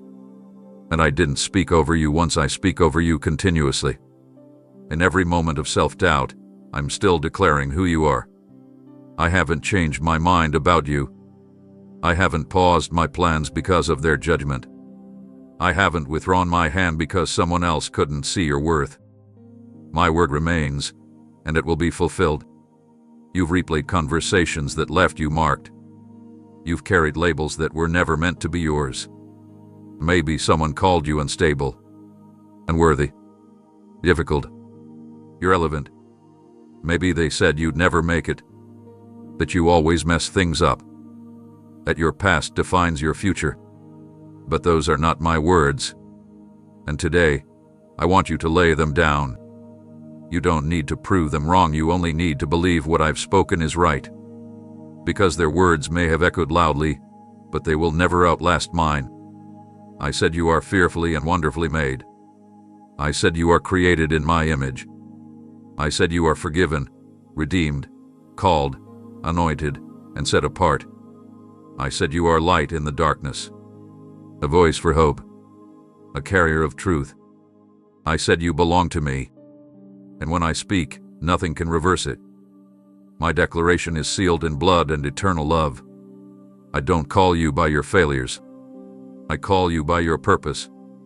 I don't call you by what you've been through. I call you by where I'm leading you. Every name I give reflects my design, not man's perception. It's time to stop living under the shadow of someone else's misunderstanding. You were never meant to shrink to fit their comfort. You were never meant to edit your identity to avoid being misunderstood. I didn't make you to blend in, I created you to carry a sound that heaven recognizes. Even if the world doesn't fully understand you, I do. And I celebrate what I made. The very qualities they criticized are often the ones I've placed in you to carry out your assignment. Your intensity, your tenderness, your vision, your depth, they all have purpose. So bring me those broken words. Bring me the sentences that were spoken to wound, the names that made you question yourself, the phrases that still play when you lie awake at night. Let me speak over them. Let me remind you that no matter who walked away, I stayed. No matter what they said, I have the final word. I'm not only silencing the lies, I'm healing the places they damaged. And I will raise you in the very areas you were once ridiculed. The stones they threw will become the foundation I use to elevate your life. Not to show them who you are, but to remind you who you've always been in me. This is your release. From the shame. From the burden of proving. From the fear of the unknown. You are not what they said. You are who I say you are. And my word over you is final. Unshaken. Eternal.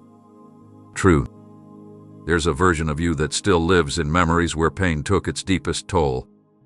That version flinches when love gets too close, second guesses every decision, braces for disappointment even in moments of peace.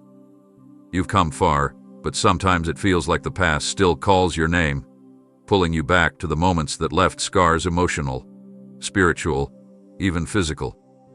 You've gotten used to living cautiously, quietly wounded, believing that your story is still shaped by what hurt you.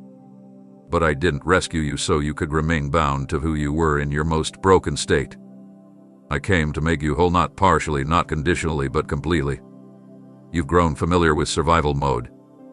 It's become a rhythm, being strong for others, holding yourself together, pretending it doesn't ache as much as it does.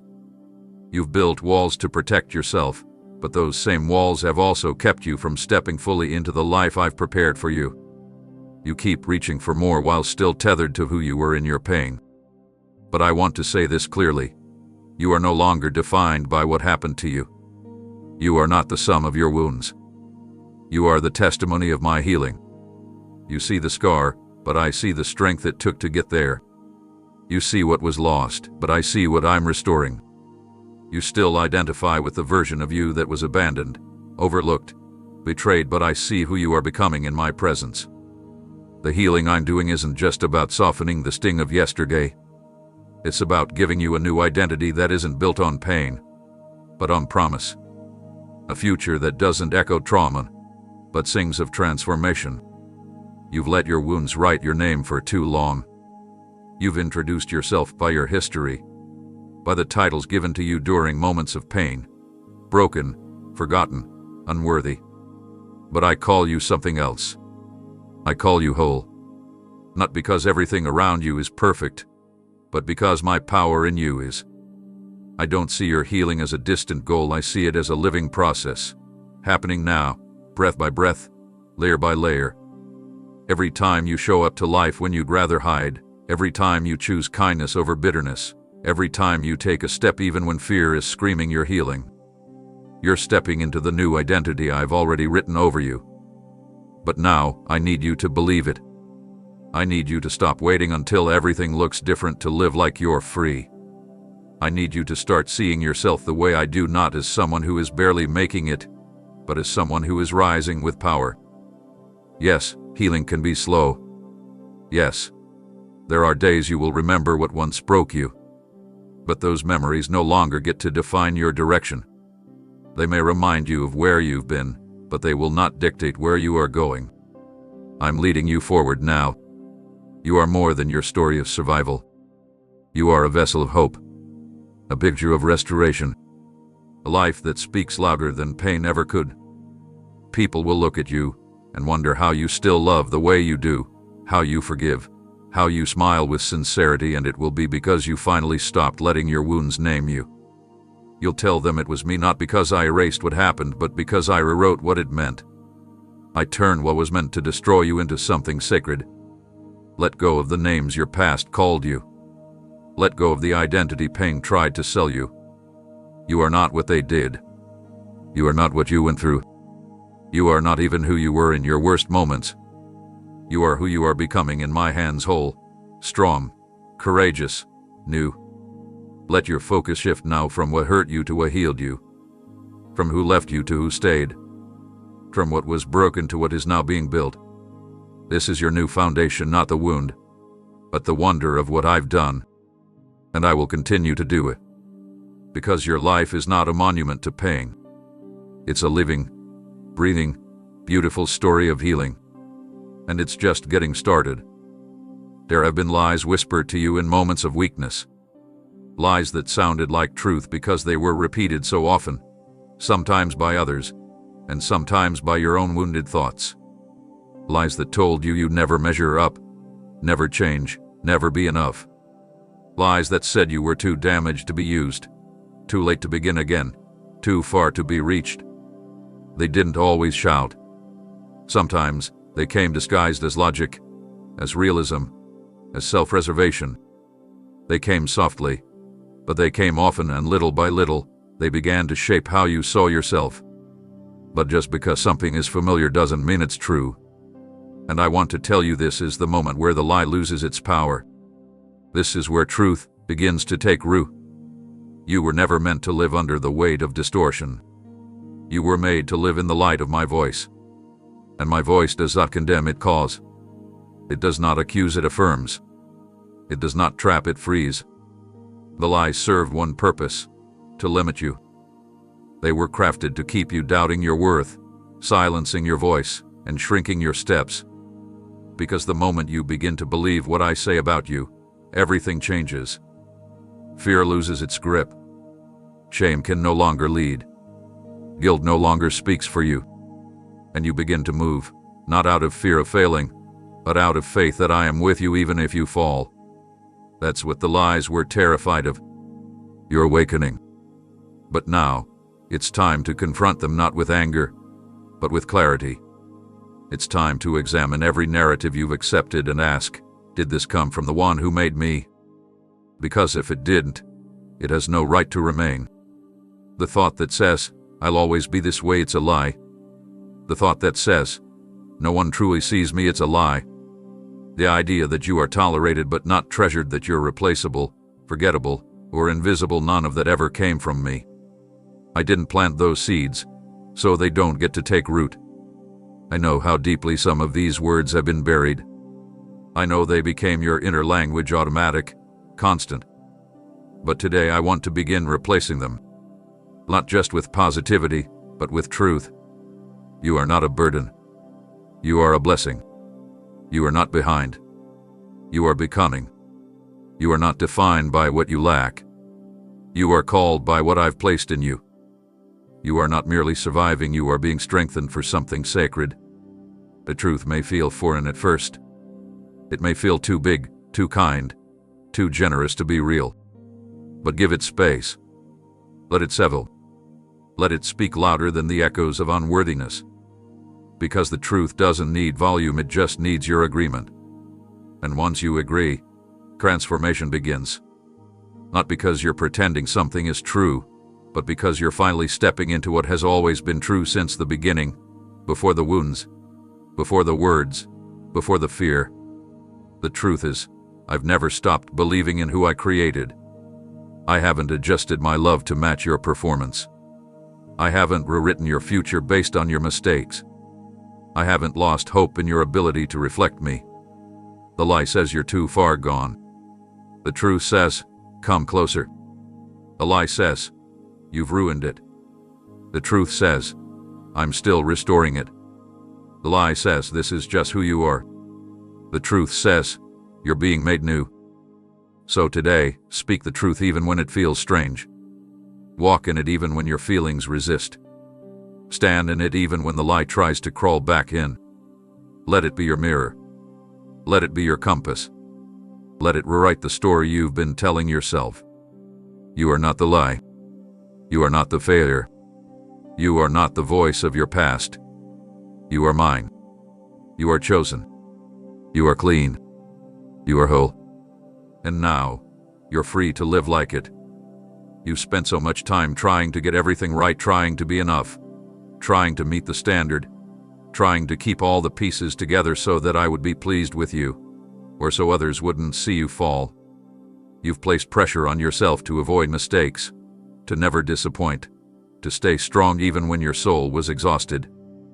Somewhere along the way, you started believing that closeness with me was something to be earned, maintained by constant excellence and guarded by performance.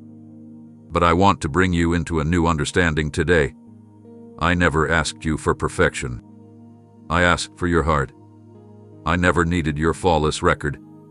I only needed your honest surrender. Affection was never the requirement. That's a burden I never designed for you to carry. And weight comes from a fear of being disqualified, fear of being less than, fear of being unloved if you fall short. But I want to tell you this truth with clarity and compassion. I didn't choose you because you were perfect. I chose you because I love you. I didn't call you based on what you had already mastered. I called you because I knew what I would shape in you as you walked with me. You don't have to clean yourself up before you come closer. You just have to come. Your value to me was never determined by your performance. I've seen your worst days and your best days, and neither one changed my affection. When you succeeded, I was proud.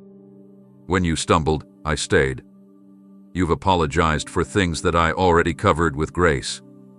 You've hidden parts of your heart as if I didn't already know them.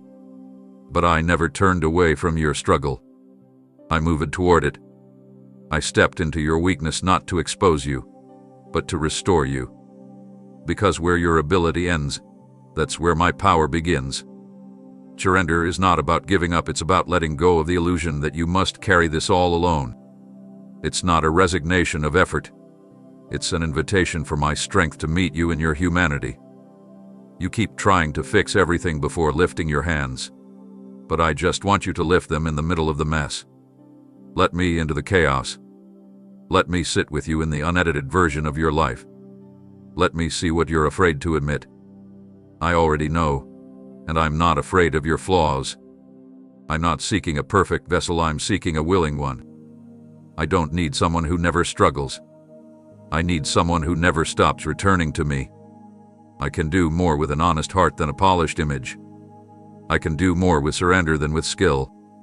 You think your weaknesses disqualify you, but they are actually the place where my grace shines brightest. When you try to do everything in your own strength, you limit what I can do through you. But when you open your hands and say, I can't do this without you, that's when heaven moves. You don't have to have all the answers. You don't need the perfect words. You don't need to be the strongest one in the room. Just come back. Come back to stillness. Come back to the simplicity of trust. I'm not grading you, I'm guiding you. I'm not expecting flawlessness, I'm inviting faithfulness. Keep walking. Keep listening. Keep choosing me in the ordinary. That is enough. You don't have to earn what I've already given. My love doesn't fluctuate based on your behavior. It is steadfast, unchanging, unshaken. So stop measuring yourself by the wrong ruler. I'm not looking for perfection, I'm looking for presence. Your presence. With me. Just as you are. The pressure can lift now. The striving can end. Come back to rest. Come back to grace. Surrender doesn't mean losing. It means finally letting me take over what was never meant to be carried alone. You are not behind. You are not failing. You are becoming through surrender.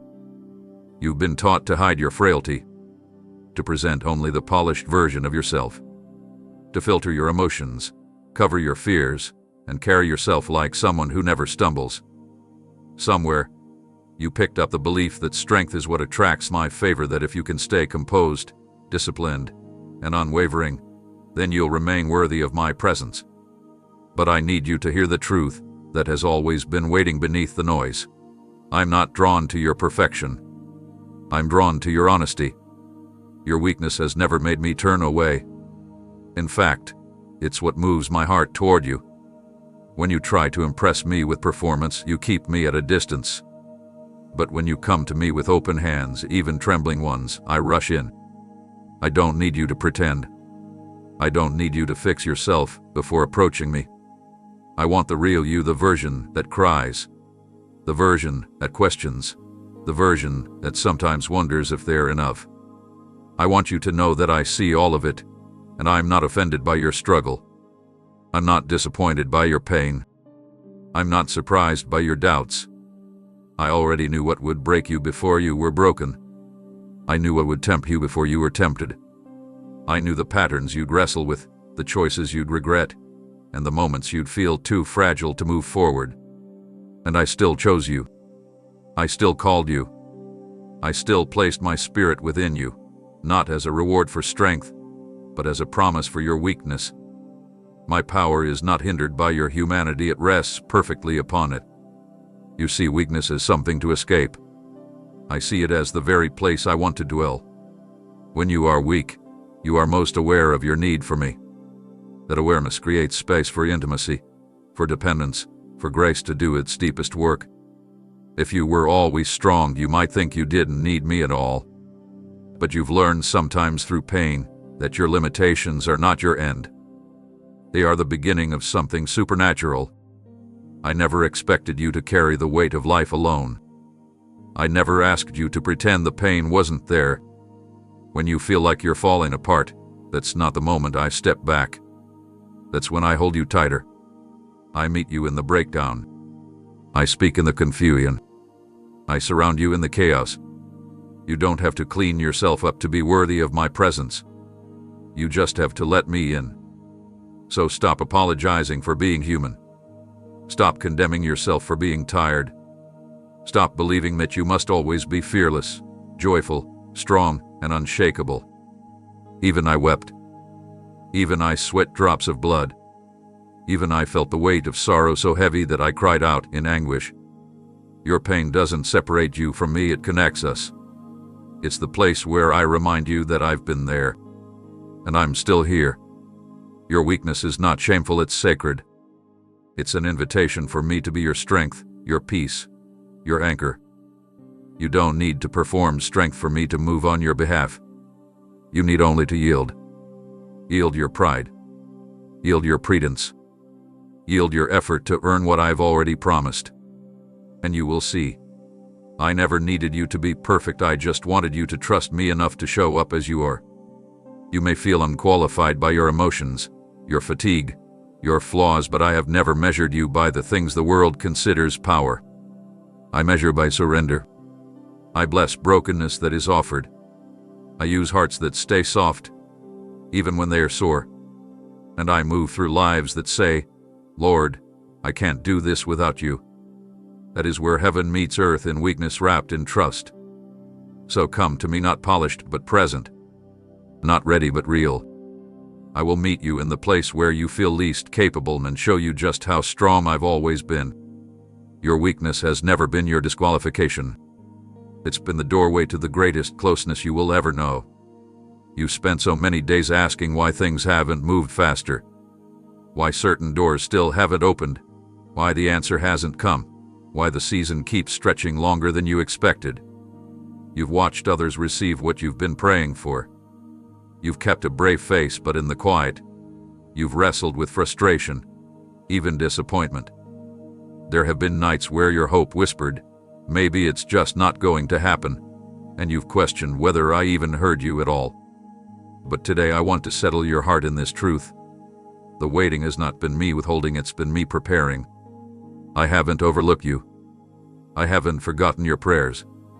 I haven't pushed pause on your destiny. What you've perceived as stillness has actually been me arranging things you cannot see yet.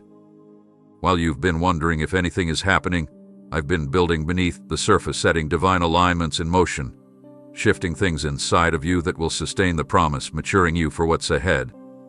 You see the timeline. I see the blueprint. There are things you asked for that required more growth than you realized. Not because you were unworthy, but because the weight of the promise would require a deeper strength, a steadier focus, and a rooted identity. I couldn't give you what you asked for without first forming the capacity to hold it. Some blessings are too heavy to carry without preparation. I love you too much to release something before you're ready. That's not punishment. That's protection. That's wisdom.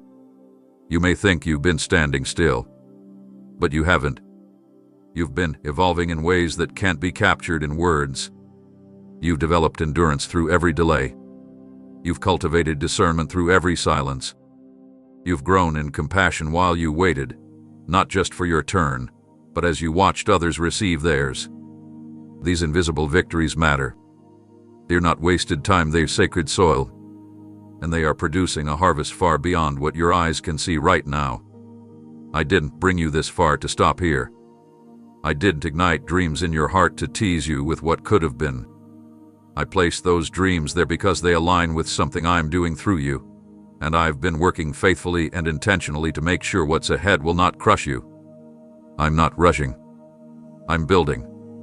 And when the time comes, things will align so quickly that you'll understand why I asked you to trust me through the slow seasons. You've proven you can be faithful in obscurity. You've learned to keep showing up even when nothing seemed to be changing. You've stayed close when it would have been easier to walk away. And that faithfulness has not gone unnoticed. Heaven had recorded every unseen moment of obedience. Every quiet yes. Every tear you held back while declaring trust. You've honored me in the waiting, and now I will honor you in what comes next. Don't define the season by how it feels. Define it by what it's forming. Even now, the pieces are falling into place.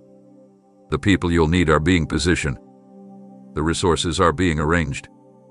The timing is being refined.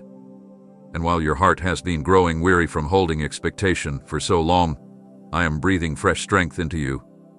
Because what's coming will not require more striving but deeper resting in me. You won't need to force what I've already finished. You won't have to chase what's meant to find you.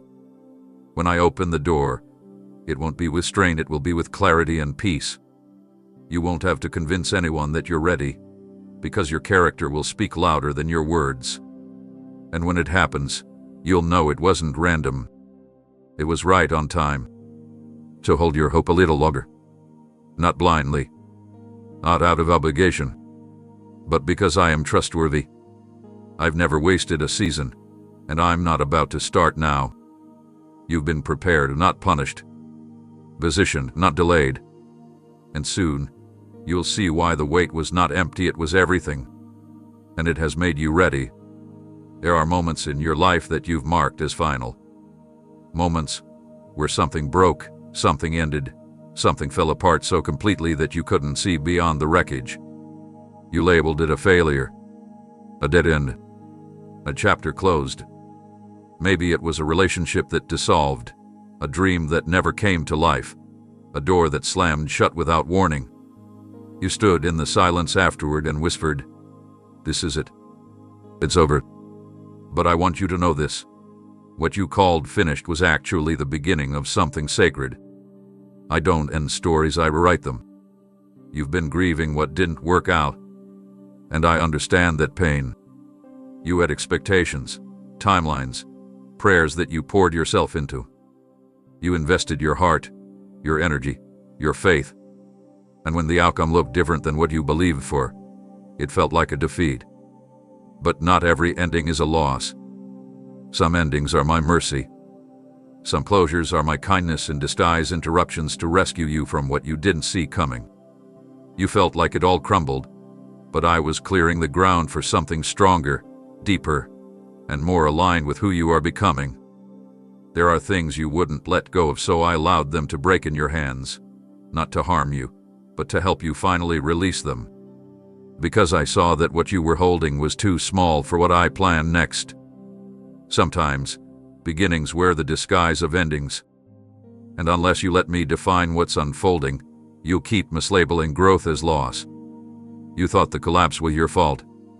That if you had prayed harder, performed better, planned differently, maybe it would have lasted. But I want to free you from that burden. Some things needed to fall, not because you were unfaithful, but because they were not the foundation I chose for what's coming. I don't build on compromise. I don't anchor purpose in places that would have shaken your identity. When I remove something, it's not rejection, it's redirection. And where you saw rubble, I saw opportunity. I do some of my most powerful work in what appears to be ruins. I bring life from ashes, hope from disappointment, strength from surrender. You haven't been walking backward. You've been walking through a divine reset. And even if you can't see it yet, the end of what was has made room for what could finally be. You've been afraid to start again. You've stood at the edge of new beginnings, still haunted by the endings. But hear me, I'm not finished with you.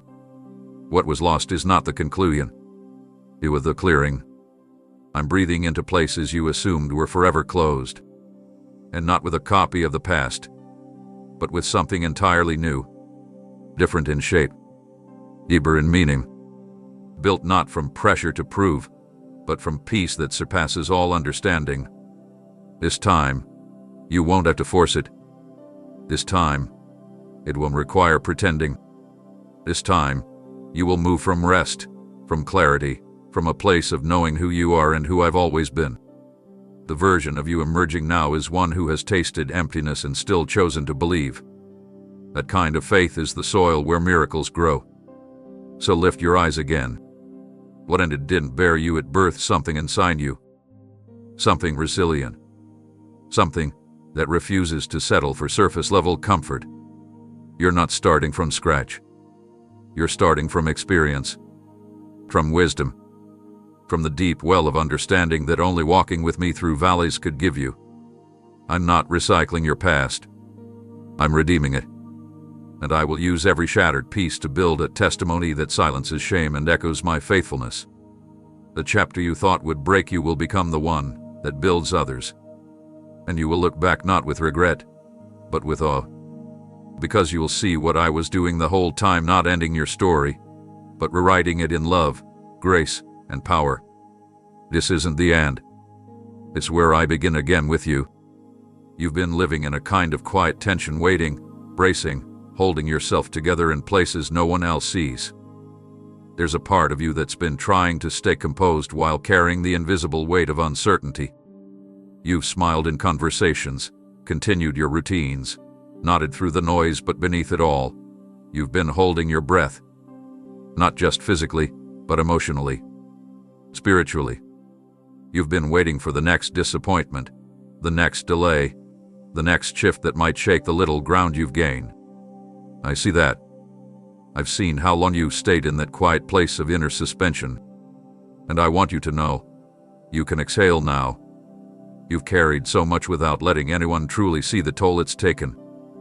You adapted to disappointment so often that hope started to feel risky. You've trained yourself not to expect too much so you wouldn't feel the sting of being let down again. But that's not how I want you to live. You weren't made to survive on caution and quiet dread. You were made to live fully, breathe deeply, walk freely. And I am calling you out of the tension you've learned to tolerate. This is not a false sense of relief. This is not empty reassurance. This is the beginning of something real. I'm not just asking you to breathe again metaphorically, I'm telling you that something has shifted. What you, in waiting for in the dark, is starting to move. It's been slow, I know, almost imperceptible. But I've been working behind the silence. I've been realigning things, restoring things. Even when nothing felt different, I was shaping everything. I know it hasn't been easy to keep trusting through the stillness. I know the long waiting has felt like standing in a hallway with no doors. But trust me when I say this hallway has not been empty. It has been holy. It has been where you unlearned fear and relearned faith, where you stopped relying on signs and started recognizing my presence in the unseen. And now, what I've been forming inside of you is ready to step forward. You don't have to live like you're stuck in pause. Breathe deeply. Let the weight that's been pressing down on your chest lift. Let the tight grip on what if and what now begin to open. You don't have to hold everything so tightly anymore. You don't have to live guarded against good news, as if it can only come with conditions. I bring joy without sorrow attached. I give peace without hidden cost. You don't have to flinch when the blessings arrive. They're not bait. They're not tests. They are gifts, and you can receive them with confidence. You're stepping into a season where breathing won't feel forced, where waking up will be met with dread, where laughter won't carry the guilt of wondering when it will be taken away. This is not temporary relief, it's the release of pressure that's been building inside for far too long. I'm not only changing what's around you, I'm lifting what's been pressing within you. This new beginning isn't just a change of circumstances, it's a change of atmosphere in your soul. You won't be walking into this next chapter heavy with hesitation. You'll walk in light. You'll walk in peace. And it won't be because everything makes sense, but because you've learned that I'm enough, even when it doesn't. The breath you take now is not just oxygen, it's trust. Trust that I'm faithful. Trust that I'm present. Trust that what I've said will come to pass. So breathe. Not shallow. Not reserved. But full and free. Let your lungs remember what it's like to be filled with hope again. Let your soul remember what it means to rest. The holding pattern is breaking. The atmosphere is shifting. And I'm meeting you right here in this breath, in this moment, with a fresh wind that doesn't just touch your circumstances, but revives your very spirit. You've held your breath long enough. Now, it's time to inhale my peace and live again. There have been countless moments where you chose to do the right thing when no one else was watching. Moments where you prayed in silence, served without credit, obeyed when it cost you something, and forgave when no one knew how much it hurt. You stood in the background, not because you lacked strength, but because you placed my will above your own spotlight. You've poured out your heart, your time, your love, not for applause, but out of genuine surrender. And while the world may not have noticed, I did. I saw you all. And I'm telling you now, it did not go unnoticed in heaven. You've wondered if your quiet faithfulness mattered, if the seeds you planted in silence would ever bear fruit, if your integrity in the shadows held any weight in a world that rewards performance. But I do not operate by the world's standards. I do not measure greatness by noise. I do not reward appearance, I reward heart. And your heart hath been faithful, not perfect but willing, not flawless but surrendered. And that is what moves me. That is what I honor. What you did in secret I will now begin to bring into the open, not for your pride but for my glory. You will not need to seek recognition. You will not need to force doors open. I will do the lifting. I will do the revealing, because I know how pure your intentions have been. When others pushed ahead for position, you chose to pause for my presence. When others spoke to be heard, you listened so you could hear me. And now, I will cause your voice to carry, not because you chased influence, but because you followed me. Here is a weight of favor I'm placing on you in this next season. Not the kind that feels heavy with performance, but the kind that flows from rest and right alignment. You don't need to prove anything. You've already proven everything that matters. Your heart remained aligned when no one clapped, when no one celebrated, when no one understood. You stayed faithful when results were slow, when affirmation was absent, when weariness tried to settle in. That's the kind of faithfulness I can build with. That's the kind of foundation I trust. And because of that, I'm expanding your reach. Not by your own efforts, but by my hand. Doors you didn't knock on will open. Wombs you never campaigned for will welcome you. Not because you demanded to be seen, but because I've seen you all along. I'm not just honoring your work, I'm honoring your posture, your patience, your purity. Your willingness to serve without being seen was never in vain. It was training. It was a test. And now, it becomes a testimony.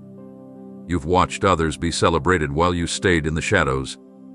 You've supported visions, encouraged others, held up those around you, and now, I will raise you up, not above others, but into what was always yours. This is not a promotion, it's a positioning. I'm not moving you because you earned it.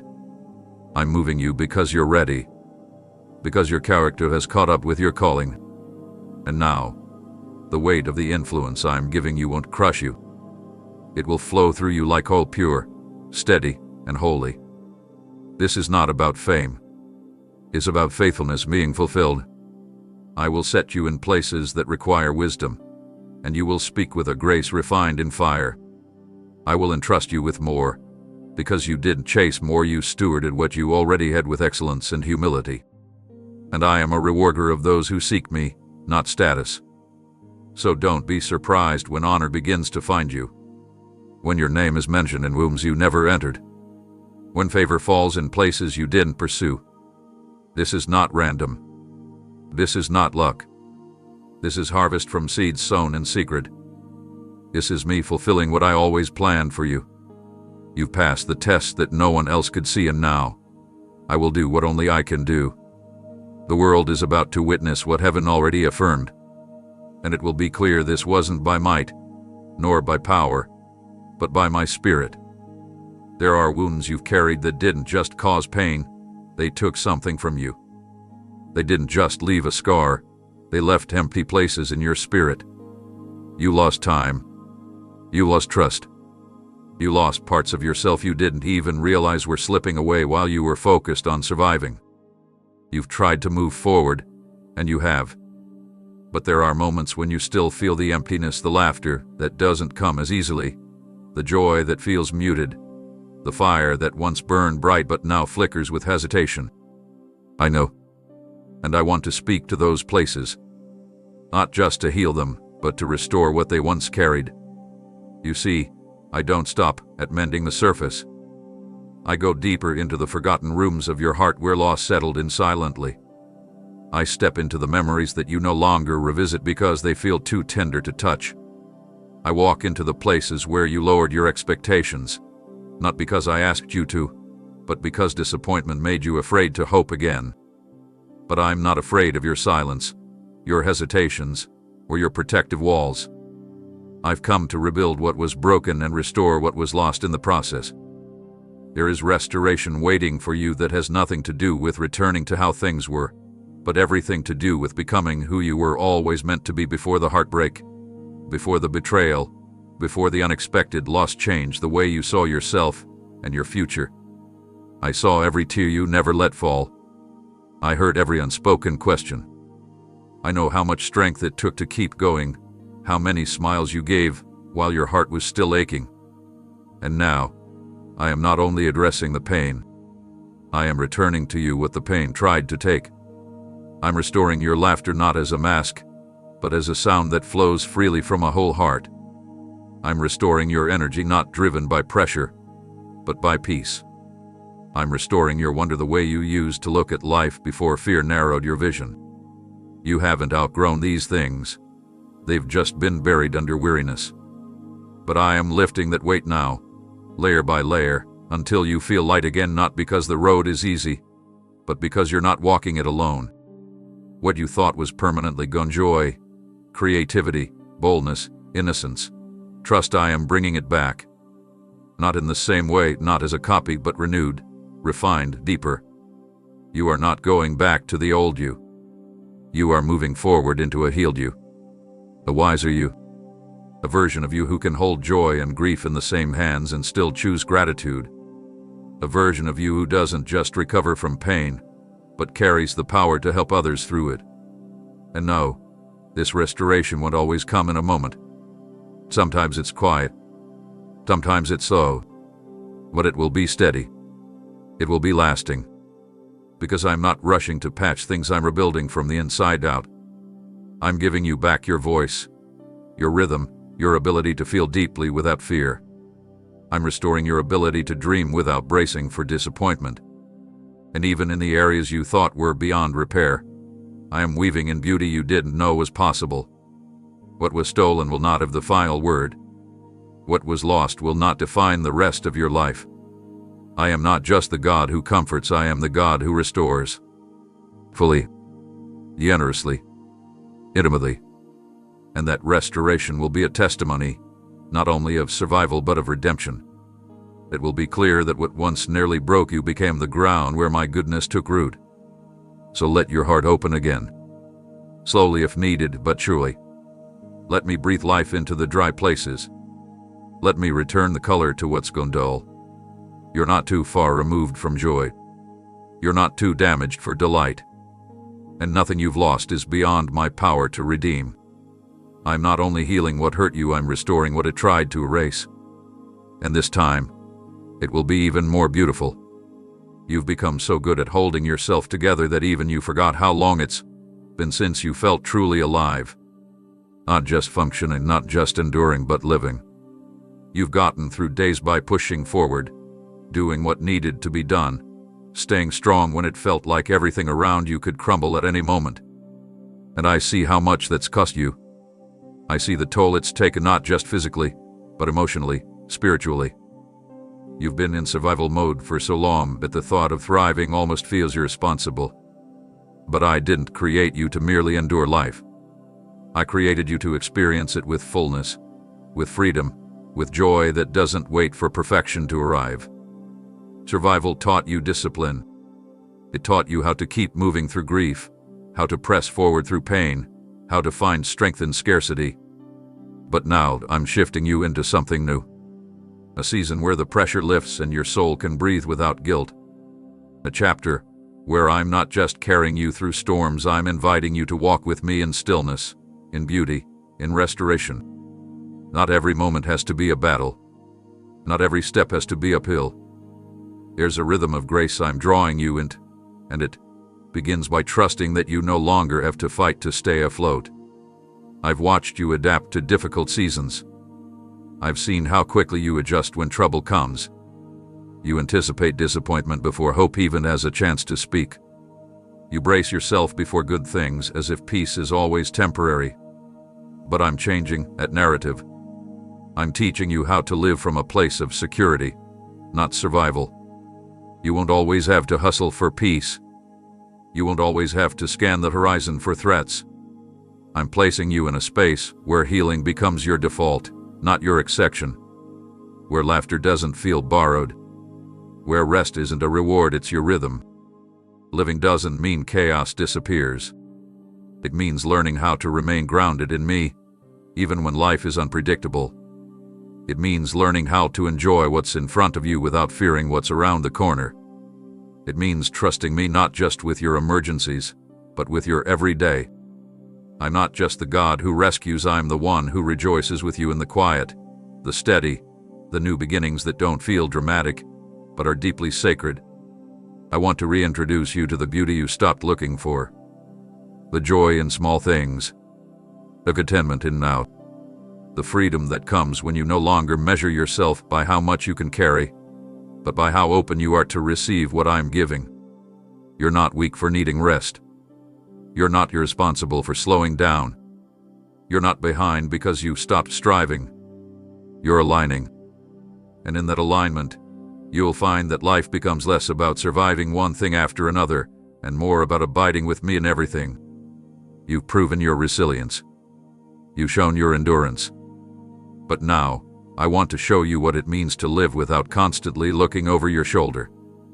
You don't have to be suspicious of joy. You don't have to question every good thing. You don't have to wonder how long peace will last. I'm not giving you temporary relief, I'm building something permanent within you. Something steady. Something you can trust. And I will walk with you through this shift. I will teach you how to rest again. How to receive without apology. How to slow down without fear. How to stop measuring the worth of your day by how much you achieved and start measuring it by how much you noticed me within it. Because that is life. That's where joy lives. That's where strength is renewed, not in constant motion, but in consistent connection. You've survived so much. But now, you're stepping into the kind of life that doesn't just honor your strength, it celebrates your surrender. You're not just surviving anymore. You're being taught how to live again fully, freely, deeply in me. You've been walking with quiet strength, pushing through challenges with a heart full of hope and a mind full of questions. You've grown in wisdom. You've endured in silence, and you've held the weight of responsibilities that many never even see.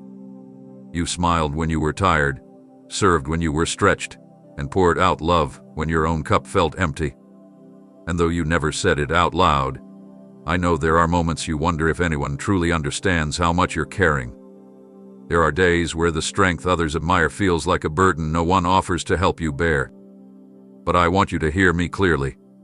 I didn't walk you through valleys, climb with you over mountains, and stay beside you in the silence just to step back now. I didn't equip you with endurance only to leave you to figure out the rest on your own. I didn't guide you through the dark so that you'd be left managing the light by yourself. I am still here, not watching from afar, but standing beside you, ready to carry what's begun to feel too heavy. I'm not asking you to be everything for everyone. I'm asking you to be close to me because I will be everything you need. You've been strong for a long time, but strength doesn't mean you don't get tired. Faith doesn't mean you don't feel the strain. And purpose doesn't cancel out the need for rest. You've internalized the idea that being called means being constantly available, constantly giving, constantly producing. But I want to reshape that idea for you. Being called doesn't mean being consumed. It means being connected to me. Your capacity isn't the measure of your worth. Your pace isn't the proof of your calling. Your exhaustion is not a badge of honor. I care more about your soul than your schedule. I care more about your well-being than your output. And I care more about you than anything you could do for me. I didn't call you because I needed a servant. I called you because I love a son. I love a daughter. I love you. And now, I want to relieve you of the silent pressure that has crept into your spirit. The one that says, you can't slow down, or if you rest, everything will fall apart. That's not truth. That's fear. And fear has no place in the life I've designed for you. Come to me with what's too much. Bring me the weight that keeps your shoulders tense and your heart tight. Hand me the burdens you've been holding with trembling hands, afraid to let go because you think you have to manage it all to be worthy. You don't. You never did. I didn't ask you to carry this alone. I asked you to walk with me. And walking with me means you don't have to have it all figured out. It means you trust that I'll lead, even when you're not sure where we're going. It means you let me be strong where you feel weak, clear where you feel confused, and steady where you feel overwhelmed. You've gotten good at showing up for others, but now I'm showing up for you. To remind you that I am your covering. I am your defender. I am your strength when yours runs low. And I am not burdened by your needs. I am honored to carry them. Nothing you bring to me is too much. Nothing you feel is too small. I'm not just your savior, I'm your sustainer. And I will not let you collapse under the weight of what I never asked you to carry alone. So breathe. Slow down. Rest your shoulders. Let me walk beside you in a way that lightens your load. The world may keep asking for more, but I'm offering you rest. Others may keep drawing from your well, but I'm ready to fill it again, fuller than it was before. You're not failing by needing help. You're not weak for admitting it's heavy. You are human. And I am God. And together we are enough. You've looked at your life and wondered if you somehow veered too far off course. If maybe At some point along the journey, you missed a crucial step or misread a sign, and now you're stuck trying to make the most of what remains. You've replayed past decisions, moments where you hesitated or rushed or simply didn't know, and the thought has crept in. Did I mess up what was meant for me? That fear has followed you, quietly sitting in the back of your thoughts, whispering that what once could have been might never be again. But I want to speak into that fear now and silence it. No, you haven't missed it. Not what's meant for you. Not what I've ordained. Not what I planted in you before you even knew how to dream it. My plans for you are not fragile. They don't dissolve under delay. They don't disappear because of detours. They are not canceled because of what you didn't know back then. I factor in the human journey, the learning, the slowing down, the moments where uncertainty clouds your view. I know every twist your path has taken.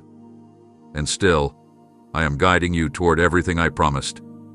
You see time passing and assume the opportunity has expired. But I operate outside of your deadlines. I don't rush like the world does. I don't write stories with panic or pressure. I write them with precision. And when something is delayed, it's not always because you missed it, it's often because I'm aligning it, maturing it, guarding it, or simply growing you so that when the promise comes, it doesn't crush you, it carries you. You don't need to compare your pace to anyone else. I didn't create you to copy their timeline. You have your own path, and it's sacred. It may look different. It may take longer. It may feel hidden. But none of that means it's lesser. In fact, some of the most meaningful destinies take the most hidden routes. I'm not rushing you to a finish line. I'm walking you into fullness step by step, moment by moment. You haven't wasted too much time. You haven't made too many wrong turns. You haven't outlived your chance to become who you were meant to be. The fact that you are still breathing, still reaching, still listening, that is evidence that the story is still in motion. Nothing about your journey has disqualified you from the good I've planned. In fact, the very detours you thought disqualified you have become part of the soil I'm using to grow something deeper, something more enduring. You may not see it yet, but there are things blooming in your life that have been developing quietly beneath the surface. Prayers you thought went unnoticed have been planted. Dreams you shelved in silence are not forgotten, they are being revived. The vision may have faded in your eyes, but not in mine. I'm the one who placed it there. I'm the one breathing life into it again. And this time, it will not just return, it will return stronger, clearer, and more rooted in me. Stop looking at your past as proof of what won't happen. Start seeing it as preparation for what will. I have not overlooked your journey. I have walked every step with you, even the ones where you felt alone. And I am still writing, still weaving purpose into what you thought was wasted. Still crafting beauty out of the delays you thought meant defeat. Still unfolding a future that fits the exact shape of your soul. So shake off the guilt. Release the regret. Lay down the timelines you thought you needed to keep up with. I am not behind, and neither are you. Everything I have for you is still ahead, still possible, still promised. And I will bring it to pass, not by your might, not by your striving, but by my spirit, in my timing, and through my love that never gives up on you. You've been taught to measure progress by appearances, to believe that visible success, constant productivity, and polished presentation somehow prove you're doing it right. You've looked around and seen people moving faster, achieving more, shining brighter, and you've wondered if you're falling behind, if you somehow missed the mark because your life doesn't look like theirs.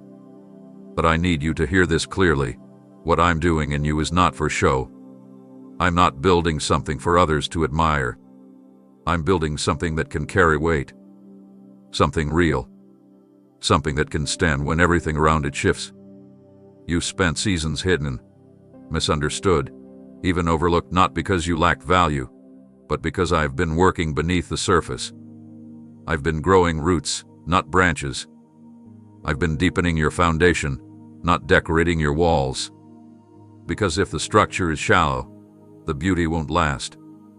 But if the structure is solid, You'll be able to hold the kind of purpose that doesn't collapse under pressure. I'm not interested in temporary attention. I'm interested in eternal impact. And I know that takes time. The world will always celebrate what's loud, quick, and visible. But I work in the unseen. I work in the layers of your character, in the quiet integrity you hold when no one is watching. I build through your willingness to obey me when it doesn't bring applause, through your honesty in the dark, through your humility in the quiet, through your choice to keep showing up, not because of what you'll gain, but because of who you're becoming. That's where my fingerprints are found, not just on your wins, but on your inner life. I know you've asked, when will it happen for me? When will things finally shift? When will the breakthrough come?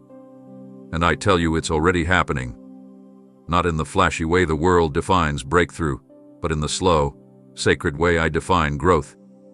Every time you forgive instead of holding bitterness, that's breakthrough. Every time you speak truth when fear wants silence, that's breakthrough. Every time you rest when shame tells you to keep working, that's breakthrough. I'm forming the kind of strength in you that won't shatter when life gets loud. You're not behind. You're not stuck. You're being shaped on a level that lasts. I don't rush what I intend to last forever. So while others build platforms, I'm building presence in you. While others chase recognition, I'm anchoring you in identity. While others seek to impress, I'm teaching you to impact. And yes, it may look slower. It may look smaller. It may even go unseen by the world. But nothing is hidden from me.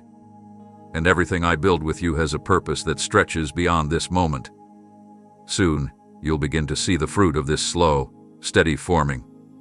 Not just externally, but internally. You'll find peace where there used to be striving, confidence where there used to be comparison, clarity where there used to be confusion. And when the time comes for others to witness what I've built, they'll be drawn to the authenticity, not the image. They'll sense the depth, not just the surface. They'll encounter me through you.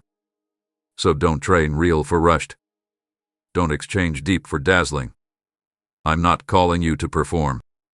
I'm calling you to abide, to dwell, to build a life with me that may not always sparkle in the spotlight, but will shine with the kind of light that cannot be manufactured, only cultivated through time spent with me.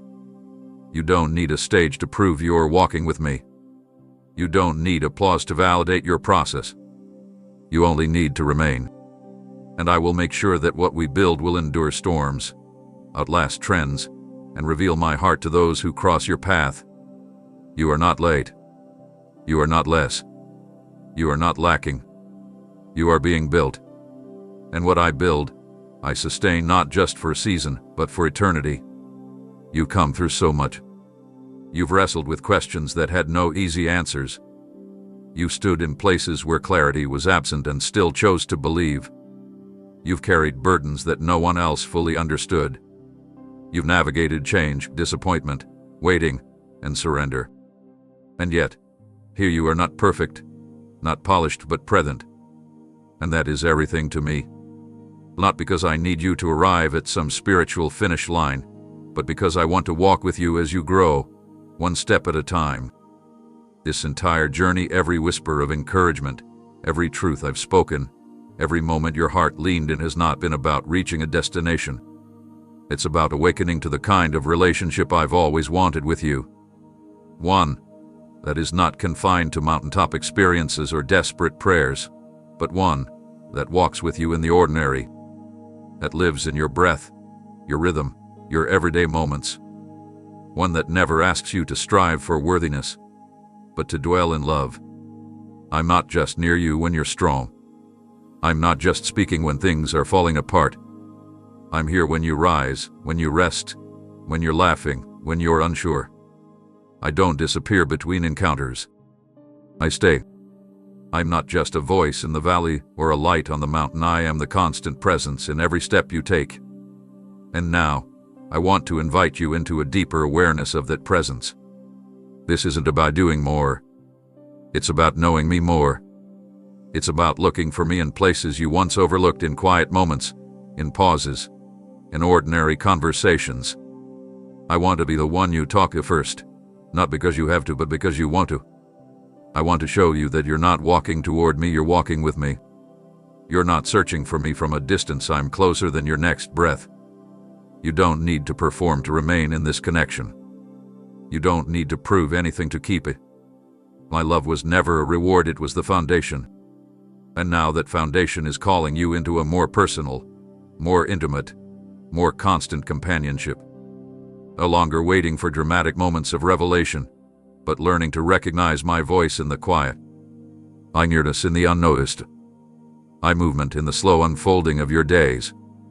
I want your relationship with me to grow not just in depth, but in ease. I want you to walk confidently, not because you know all the answers, but because you know the one who walks beside you.